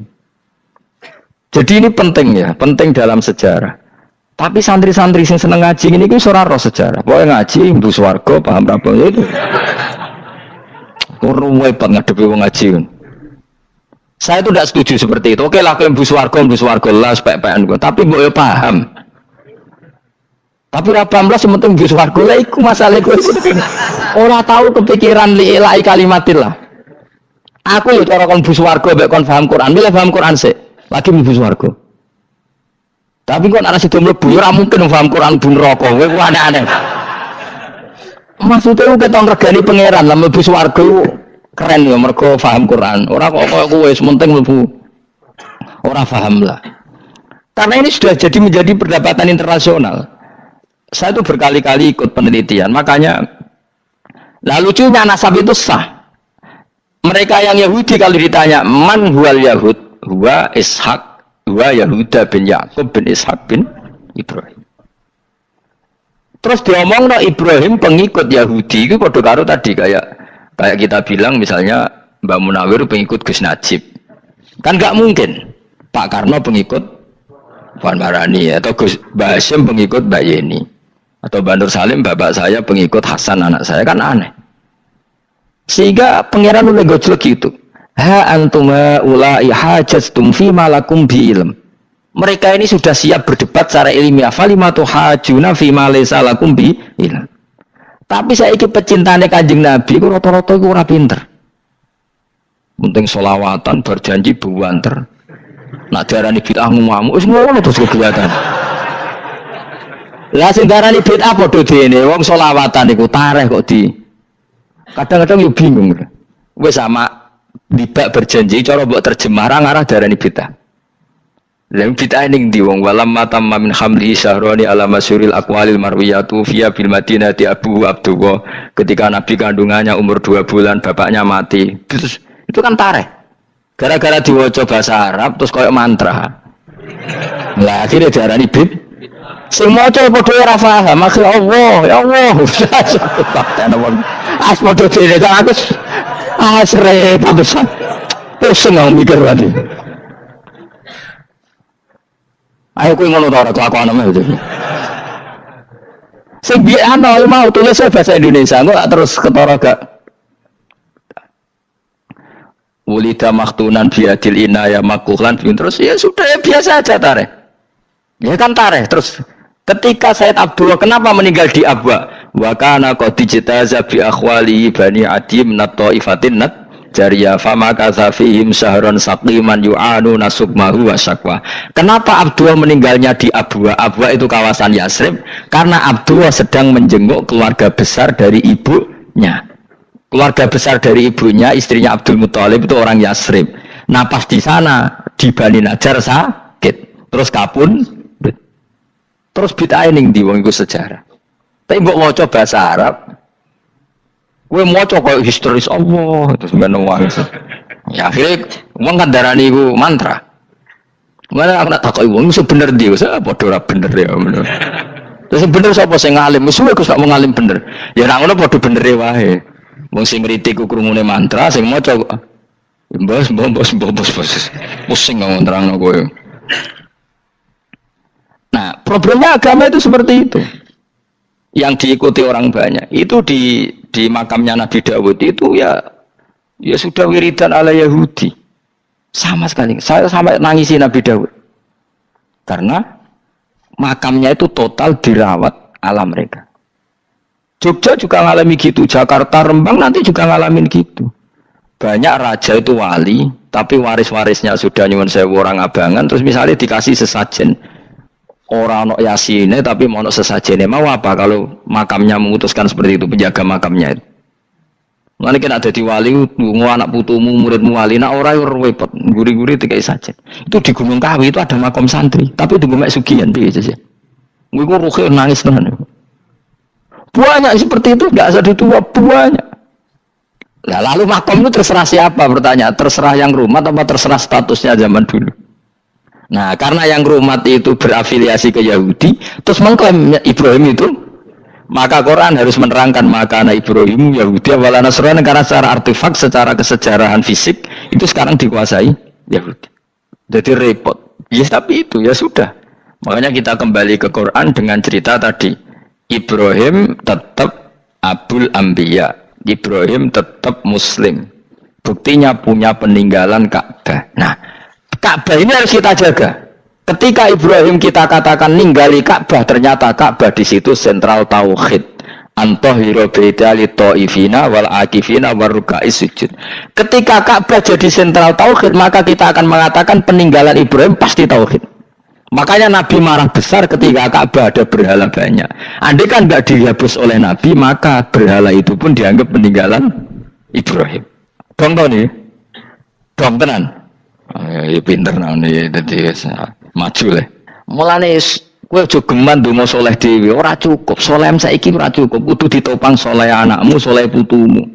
Apa artinya kita sekarang saleh kalau anak cucu kita tidak saleh? Pasti sejarah dibalik. Dan itu kalau dibalik yang meluruskan siapa coba? Ya coba yang bisa menjawab siapa coba? Misalnya soben terus ya sudah ditulis kacau lah kacau. Saya tidak bisa bayangkan. Makanya Nabi Isa, Quran menjelaskan Nabi Isa sebanyak itu. Karena sudah dikira oleh orang yang salah kalau Isa itu anak Tuhan. Sampai Quran jelaskan Isa itu begini. Soal tidak punya bapak, saya ini Tuhan, kata Allah. Gawe tanpa bapak mbok wae iso ya iku Adam, kok gawe tanpa bapak kowe geger terus aku mbok anggap bapak iku piye jare pikir. Sampai seperti itu. Karena wis kadung darane keliru, dadi mau ndak mau Quran kudu nerangno. Ibrahim juga gitu, wis kadung diaku kubu sebelah nak dekne iku Yahudi. Nasrani yo ngakoni. Akhirnya Nabi debat terbuka. Lah debat ku nek kakuati kudu adu pasut. Lah repote umat Nabi sing ra keramat wis akeh yo repot. Masyhur ada orang Nasrani, orang Yahudi. Ya sudah Muhammad, kalau kita debat ilmiah oke, Anda menang dalam debat ilmiah. Tapi kita buktikan bahwa kita ini agama samawi. Kita debat pakai langit, sing kalah kena laknat, sing kalah kena adab. Cara Madura sumpah pocong. Nabi yo jare Nabi. Masyhur itu. Faman hajjaka fihi min ba'di ma ja'aka minal ilmi faqul ta'alu nadu abna'ana wa abna'akum wa nisa'ana wa nisa'akum wa anfusana wa anfusakum thumma nabtahil fanaj'al la'natallahi 'alal kadhibin. Nabi dijak mubalah. Oh ya oke, kita mubalah. Nabi nimbali Hasan Husain. Cucu kesayangannya dipanggil Hasan Husain. Putri kesayangannya Sayyidah Fatimah dipanggil. Terus jari Kanjeng Nabi, saya berani adu pasut. Taruhannya saya, anak cucu saya. Wong Nasrani mikir, wih, adu pasut anake dijak putune dijak mesti bener e. Mergo wong paling kuwatir nak Anake mati, putri mati. Ora ono cerita bojo ning bab iku. Bojo ora melok ora ora. Mulane kula termasuk kiai sing jarang lunga mbek bojo-bojo. Sakjane sering ora tau mlebu. Tapi kiai-kiai haji ya mbek bojo, umrah mbek bojo. Kula niku ya rada iskal. Jebule bareng tak takono sisi dhuwit sing wedok Gus. Ya wis nak ngono kejawab ya wis anjir sing dhuwit sing wedok. Ya wis nak ngono fair apa? Riyen bapak kula kaji ya dhewean, bojo kula kaji ya dhewean, kula ya kaji dhewean, tapi aja tiru. Kamu ndak sekeramat saya ya dadi. Kula nggih setuju sing grudak-gruduk wong loro karena ternyata tadi sing duwe dhuwit sing wedok. Ya wis piye meneh. Tapi dalam semua riwayat memang abna anak itu Hasan Husain, Nisa itu Fatimah. Memang Nabi gak ngajak istrinya. Nabi itu unik dalam banyak hal itu memang ya Hasan Husain sama Sayyidah Fatimah. Kenapa istri itu kadang nggak dilibatkan? Memang nggak seru, seru anak. Orang itu lebih menyayangi anak, toh nyowo coro Jawa. Bareng Nabi keluar, orang-orang Nasrani bilang ini wajah-wajah yang setiap mengetuk langit pasti disembadani. Terus mereka mundur, nggak jadi apa mubahalah, minta mubahalah ini dibatalkan. Berarti Nabi itu debat 2 kali. Secara ilmiah ya pernah, yaitu membuktikan kalau Ibrahim adalah pernah berdomisili di Mekah. Sehingga Nabi mengklaim sebagai turunan Nabi Ibrahim. Mereka tanya buktinya apa? Terus fihi ayatum bainatum maqamu Ibrahim. Orang-orang Yahudi Nasrani ditanya, itu apa? Jejaknya itu jejak Ibrahim. Mereka ngakui kalau Ibrahim pernah di Mekah.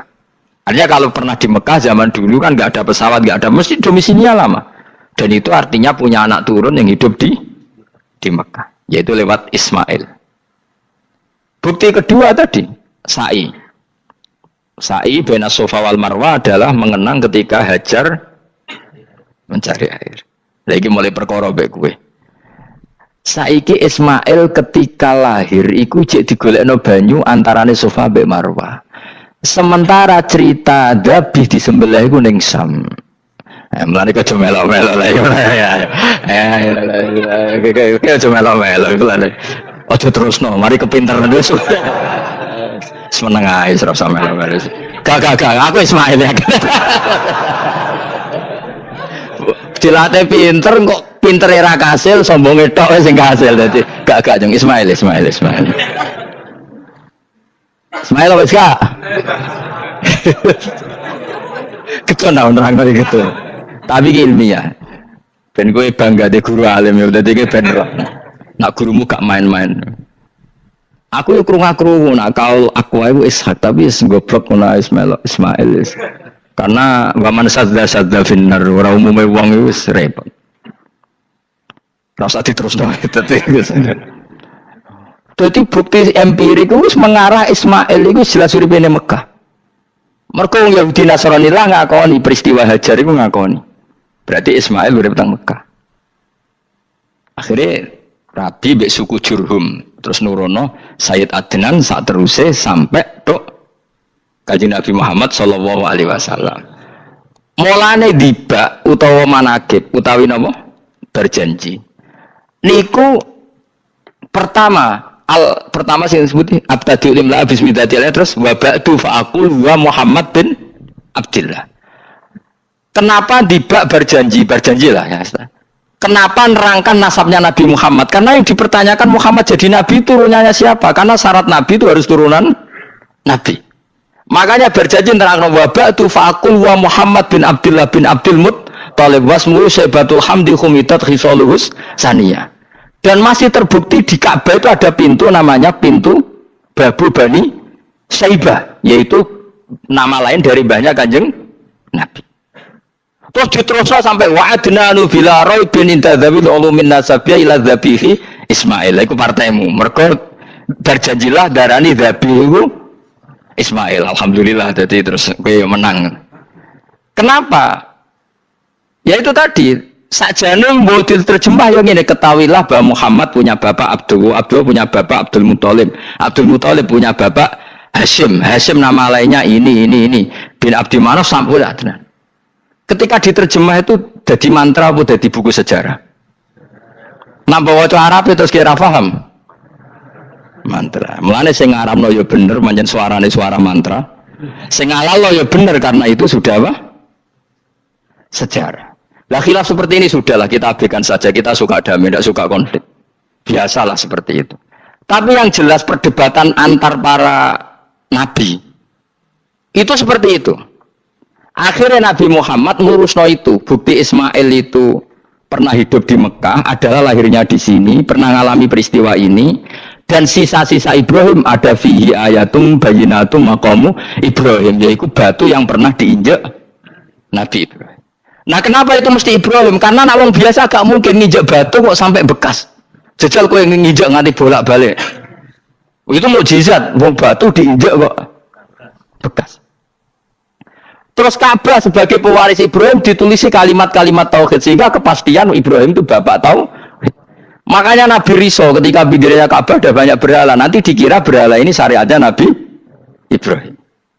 Makanya ya, ketika berhala banyak Nabi gak mau madhep Ka'bah, nanti dikira nyembah berhala. Maka sama Allah dialihkan disuruh madhep Baitul Maqdis. Ketika berhala dihilangkan, Nabi baru disuruh madhep Ka'bah. Jadi perdebatan ini atau ilmiah ini harus kita kaji, kita pahami karena kata Allah, antum haula'i hajastum fi ma lakum bi ilm falimatu hajuna fi ma laysa lakum bi ilm. Nah, iswani debat kudu datane data ilmiah. Sementara mereka darani Ibrahim pengikut Yahudi, padahal Yahudi iku putune Nabi yaitu Yahuda bin Yakub bin Ishak bin Ibrahim.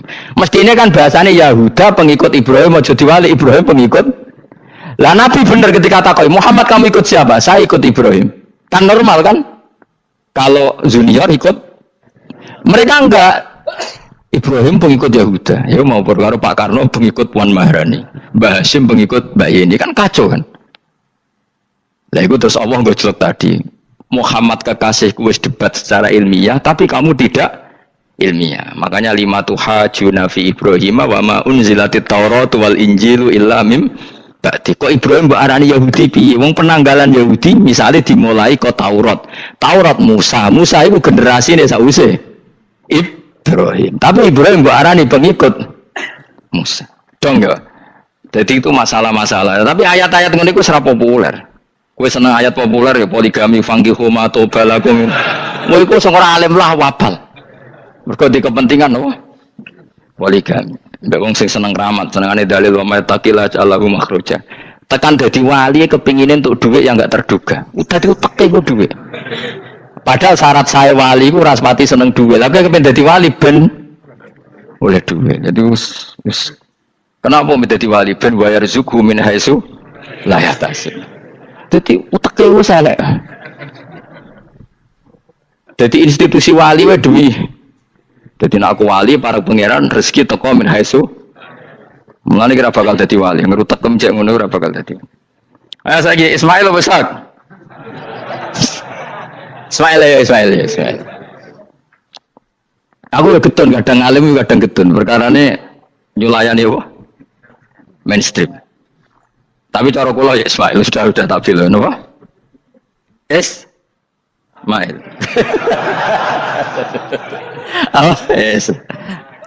Ismail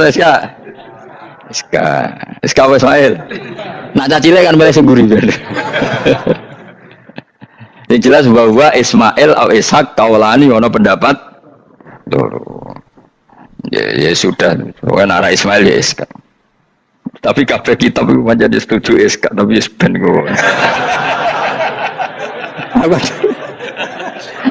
Aku kadang ya, aduh matane wong tenan.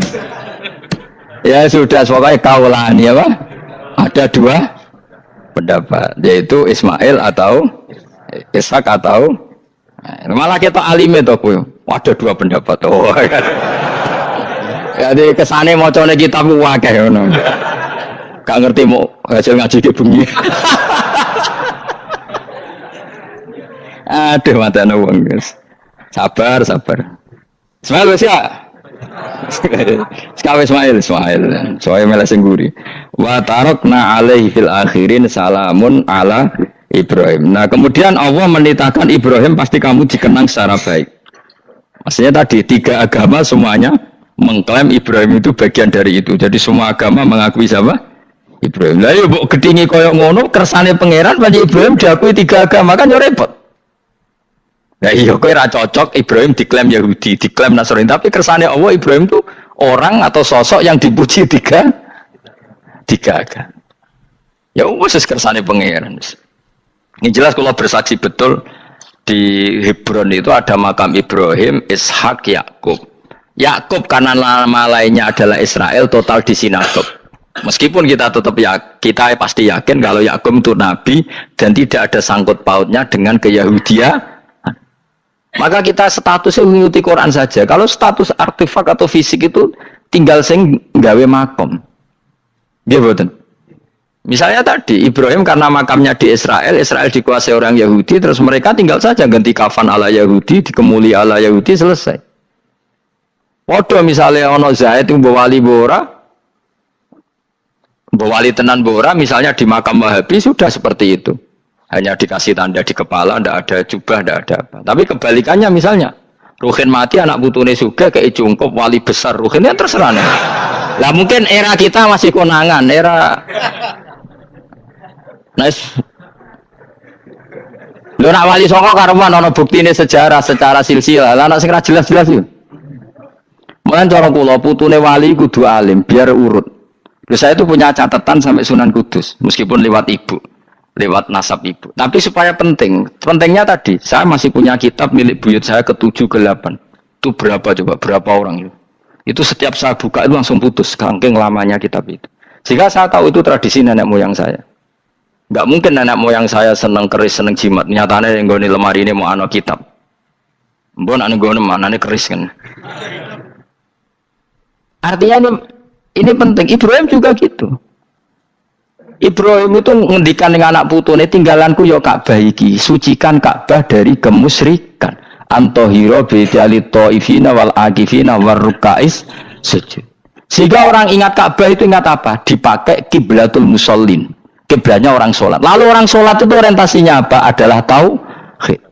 Berarti Ka'bah didesain untuk kiblatnya para ahli tauhid. Harus terus kita buktikan terus setiap sholat mustaqbilal kiblati dan saat sholat kita melakukan tauhid. Jadi terus sejarah berkesinam. Tapi andaikan sejarah pelakunya salah ketika Ka'bah dikuasai Abu Jahal, Abu Lahab, kemudian didesain pinggirnya Alata dan Uz, maka seakan-akan Ka'bah jadi sentral kemusyrikan. Makanya ini penting. Jadi lalu sejarah ini gimana? Ya terserah pengelolanya kan. Mulane wali urip mesti didongakno wali mati. Mergo sing iso njaga khazanah iku wali urip. Paham sing kula maksud? Jadi ojo bayangno Mekah iku sampean kalah. Nak Mekah kalah terus Ka'bah dikuasai Abu Jahal CS misalnya. Sing jenis maksudnya. Orang Abu Jahal tangi meneh mboten malah repot kabeh. Nah di sini ini pentingnya Quran. Alhamdulillah wong Islam diwarisi oleh Allah Quran, kitab la yatabaddal wa la yataghayyar. Kitab yang enggak akan rubah, yang enggak ada matinya. Sehingga suatu saat misalnya Ka'bah kok pinggirnya berhala, kita tetap nganggep itu tradisi yang salah. Mergo sing jenenge Ka'bah iku antohiro bidali ta'ifina wal akifina warrukais sujud. Ka'bah adalah tempat yang harus steril dari salah guna, dinggo kemus. Jadi barokah Quran sebagai teks yang enggak hilang, kalau suatu saat ada perubahan tidak seperti yang kita saksikan sekarang, kita ngikuti Quran. Misalnya Ibrahim, senajan to makamnya di sinagog misalnya, Yakub makamnya di sinagog, kita tetap yakin mereka adalah ahli tauhid. Nabi Dawud yang diklaim sebagai King Dawud, King David, makamnya di Israel, terus diatributi ala Yahudi, kita tetap yakin huwa nabiyun, beliau adalah nabi beragama tauhid. Berdasar apa? Ya berdasar penjelasan Al-Quran. Kalau berdasar empirik artifak ya terserah yang bikin. Dan ini ya. Di mulane kowe sing syukur ngaji sampai roh kaul loro Ishak Ismail wis ya sapa to sing mesti siapa Ismail mau baru Ismail gak konsisten ben kok supaya anut wong akeh jangan anut wong akeh wis ngene padha ora roe wa tarakna abqaina ali fil akhirin sanan pengalaman hasanan kang bagus salam untuk keselamatan minna sanging kita maksudnya sanging Allah ala Ibrahim ngatasi Ibrahim kadhalika mengkon-mengkon kabeh kama jazina kaya malas ingsun ing kabeh naji malas ingsun al muhsinina ing pira-pira wong sing nglakoni kaapian li anfusi maring awak dhewe wong akeh. Jadi orang dimulai melakukan kebaikan pada dirinya sendiri. Kalau dia baik pasti apa? Orang lain merasa kebaikan Misalnya kayak apik mesti kepengen sedekah, orang lain yang untung. Kamu baik pasti ingin menyebarkan kebaikan, orang lain pasti untung. Inna usataman Ibrahim iku min ibadina al mukminin. Saking pira-pira kaula ingsun al mukminin kang mukmin kabeh. Wa basyarnahu. Lan ngekei berita gembira ingsun hu ing Ibrahim bi Ishaq kelawan tak kaya anak Ishak. Ustudillah dikai dalil apa bidzalika klan dobi Ishak ala anadabiha ing atase sak temene sing sebelah ku wirul ya anak Ishak. Dadi ana kaul sing darani pokoke ora Ishak. Ora Ishak sapa? Ya Ismail. Jadi Imam Suyuti ngotot Ismail, sing nyarai Jalalain Imam Sawi ngotot Iska. Iki partai Jalalain apa Sawi? Lu Jalalain kaos kadung kaos Jalalain. Yes pokoknya Nara Ibrahim kan agak Ismail ya. Iska tidak mungkin yang lain iku wae sing ngono kok ribet. Sing jelas niku ana sing disembelih. Jenenge Nara Ibrahim, sapa? Ishak, Ismail. Sing nyembelih jelas Ibrahim, nanti ku jelas. Aduh. Repot. Dadi wong alim dadak. Kula nate maca mobil mangkel nganti saiki. Susah dadi wong waras, tangan-tangan kok. Gimana bener ya? Lah wong gendeng ora tau mikir. Dadi aku tahu dendam mbek tulisan mobil mesti tok-tok. Gelem ra gelem kan maca ning ngarepe. Susah dadi wong waras. Aku pertama eskal, waras kok susah. Tanganan iya, lu gendeng kan gak tahu mikir. Mulane kena susah berarti waras. Nak tau mikir berarti. Jadi mau nak roh khilaf berarti wong alim, nak roh khilaf berarti wong orang alim. Saiki wis roh khilaf berarti alim. Masa Rasulullah jadi nabi itu 23 tahun. Terus sampean ingin ngaji paham dalam 1 jam, itu keangkuhan menurut saya.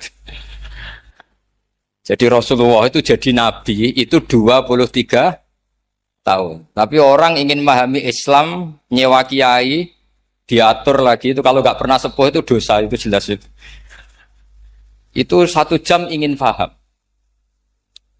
Saya punya sekian cerita ini Maulidur Rasul Shallallahu Alaihi Wasallam. Itu dulu zaman Nabi itu ada ayat yang Jibril jauh-jauh dari langit turun ke bumi hanya membawa 1 kalimat. Sehingga syarat seorang mufassir itu termasuk tahu pertanyaan kalimat apa yang hanya 1 diturunkan Jibril. Yaitu kalimat minal fajr. Jadi dulu awal-awal Islam itu ada ayat kamu makan wa kulu washrabu hatta yatabayyana lakumul khaytul abyadu minal khaytil aswad. Jadi kalau malam puasa itu orang boleh makan selagi melihat benang putih sama benang hitam itu belum kelihatan. Tapi kalau sudah kelihatan mana yang hitam, mana yang putih, berarti otomatis imsak. Itu sahabat entah saking lugunya, itu ya benar-benar pasang benang hitam sama putih, dia makan. Nanti 1 jam dari makan misalnya diintip lagi. Kok belum kelihatan makan lagi. Mungkin yang istrinya cantik ya kumpul istrinya lagi. Kalau tidak cantik ya sudah tidak usah mungkin. Sampai itu jadi perilaku sahabat berhari-hari. Ketika dilaporkan ke Rasulullah, Rasulullah itu tertawa-tawa. Kok ada begitu? Baru Jibril datang menerangkan minal fajr. Jadi benang hitam artinya masih malam. Benang putih maknanya sudah fajar Itu lama sekali. Saya terus mau cerita tentang sanad ilmu. Jadi Nabi itu 23 tahun. Dan itu tidak gampang. Ada fasenya. Bahkan ada fase Nabi itu harus as-sukut anil mungkarat. As-sukut anil mungkarat itu diilmoni oleh pakar-pakar usul fikih. Apakah as-sukut anil mungkarat itu berarti mengekrori kemungkaran? Apa takhirul bayan? Saya ulang lagi pakai bahasa Indonesia. Ketika ada kemungkaran, Nabi diam. Itu diamnya karena nyari momen untuk ngandani. Atau memang diam itu dengan tanda kutip, jangan-jangan dianggap ikrar. Makanya ulama usul fikih itu berdebat. Diamnya Nabi ketika melihat kemungkaran di awal Islam, itu karena ada mahwa aham. Ada yang lebih penting, yaitu menerangkan tauhid. Atau takut itu menjadi satu momok bagi mereka karena Nabi dianggap coro Jawa itu dianggap kecangkeman, sidik-sidik ngeloroi, sidik-sidik ngeloroi. Nah, perdebatan ulama dalam seperti ini itu penting sekali karena nanti menjadi satu rumus ilmu. Saya berkali-kali berpikir gini, misalnya Anda punya keponakan atau punya anak pacaran. Ada Pak D yang keras sekali, mesti marah. Itu nanti ponakannya nggak sempat dikandani karena main saja nggak berani, mesti Pak D itu marah. Karena ini Islam garis keras atau garis lurus atau apa nggak tahu. Pokoknya punya garis. Terus ada kelompok Islam yang nggak punya garis, ya nggak punya karakter. Ponakannya pacaran ya santai, malah kenalan pacare ponakannya. Cantik le, kuliah podo, sehingga ponakannya merasa terjustifikasi. Berarti pacaran nggak apa-apa, wong paman saya nggak marah. Natijahnya pasti sama. Yang terlalu mudahanah, yang terlalu baik, hasilnya tidak didik sama sekali. Karena seakan-akan mengakui bahwa itu tidak apa-apa. Yang keras sekali hasilnya juga sama, nggak didik sama sekali karena dolan we rawani, kapan didiknya? Nah kira-kira seperti itu. Yang nggak mau berteman sama orang-orang maksiat juga hasilnya sama, meskipun atas nama kebenaran. Aku mau kancanan orang maksiat, ngotori. Hasilnya sama, nggak mau mendidik. Tapi yang mau ngancani juga bahaya kalau terlalu keseringan karena jute aku kenal kiai iki ratu diloroi, berarti gak popo kan gitu. Nah ini PR besar dalam umat Rasulullah Shallallahu Alaihi Wasallam. Tadi saya diceritani Mbah Jamal berjuangnya di sini, nata dari kampung yang macam-macam menjadi kampung baik. Dulu saya duki di Lasem ya gitu. Mbah Mun dulu ya sarang dihimpit 2 kampung yang masalah. Tapi lama-lama terus jadi kampung yang baik lewat tarbiyah, lewat biasa. Maka ketika kemungkaran kita biarkan, itu namanya apa? Namanya itu kalau dalam usul fikih itu takhirul bayan. Apa? Mengundurkan, memberi apa? Penjelasan. Karena sekali tidak dengan definisi ini, nanti takutnya dianggap al-iqrar alal mungkar, dianggap ngakui kemungkar. Nah, saya termasuk orang yang sangat usuli ya, sangat memahami Quran, hadis itu cara disiplin ilmu usul fikih. Nah, kenapa itu satu keharusan begini logikanya? Saya ulang lagi, Nabi jadi Nabi itu 23 apa? Itu yang menyokong beliau jadi Nabi itu orang Nasrani dan orang Yahudi. Karena itu satu-satunya perangkat yang harus dipakai. NU belum ada, sama nggak usah GR bela Nabi. NU pas itu belum ada. Maulid Nabi itu yang kangelan itu Abu Lahab, bukan pengurus NU.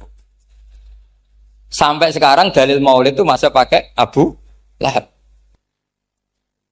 Jadi ini ya NU itu termasuk organisasi yang luar biasa. Abu Lahab itu jadi dalil. Jadi Abu Lahab dengar kalau iparnya, Abu Lahab itu iparnya Aminah, iparnya Sayyidah siapa? Dengar Aminah lahir, nggak punya suami, saking senengnya candalemnya beliau, itu dimerdekakan. Ya setidaknya untuk hari Senin tak sebut beliau, karena pas soleh. Nanti Selasa Rabu sudah. Itu dimerdekakan. Saya yang kiai kecil saja nggak bayangkan kalau pagi-pagi tidak punya anak dalam yang bikin kopi siapa, yang mencucikan siapa, yang nyapu rumah. Tapi Abu Lahab saking senengnya punya ponakan itu dikasihkan. Sudah Suwaiba kamu pakai saja. Sudah biar melayani kamu, ngurusin kamu. Jadi saya bayangkan hari itu Abu Lahab itu mungkin bikin kopi sendiri, nyapu sendiri demi. Nah itu sama Allah dikenang sehingga yukhaffafu anhul adzabu yaumal isnan itu masyhur. Idza kana hadza kafiran jaa dhammuhu bi tabbat yadahu fil jahimi muhal lada an ata annahu fi yaumil isnaini daiman yukhaffafu anhu lisururi bi ahmada famadzannu bil abdil ladzi kana umruhu bi ahmada masruran wa mata muwahhida. Ini Abu Lahab yang kafir, hormat Maulidur Rasul saja dapat takhfiful adab, apalagi yang mukmin. Jadi itu satu-satunya dalil Maulid, itu dalilnya Abu Lahab. Ya makanya terus kita itu dibully sama kelompok sebelah, dalil kok Abu Lahab. Tapi saya pastikan awal Islam itu yang menjadi perangkat nubuwah itu hanya Yahudi dan Nasrani. Karena yang lainnya nggak tahu Nabi itu apa. Saya beri sedikit cerita, Nabi itu umur anggap saja kita ikut kaul yang 12 tahun saja. Sebetulnya ada beberapa perdebatan, ada yang bilang 9, ada yang bilang 12. Tapi yang debat tidak usah didengerin, sama-sama nggak tahu kok ngotot. Kadang orang debat yang lucu, sama-sama nggak tahu kok ngotot. Anggap saja 12. Nabi datang ke Syam. Syam itu ya sekitar Syria, Lebanon, Palestina itu Syam. Itu pertama yang tahu kalau beliau Nabi itu ya rohib. Rohib itu terjemahnya ya pendeta. Rohib, Bukhaira nemuin Abu Thalib, itu siapa? Ini anak saya. Terus ditanya lagi, ini siapa? Ini anak saya. Sampai 3 kali. Terus sampai Abu Thalib itu agak tersinggung. Memangnya masalahnya apa kalau dia anak saya? Terus Ibu Bukhaira bilang gini, semua alamat Nabi pada anak ini itu ada semua, kecuali kecelakaannya satu, anak kamu. Loh, memangnya masalahnya apa? Karena alamatnya Nabi di Taurat dan Injil itu yatim. Sementara ini punya bapak kamu, ini masalah. Jadi dilihat macanya sudah memenuhi kriteria, semua memenuhi kriteria kecuali satu karena punya bapak Abu. Akhirnya Abu Thalib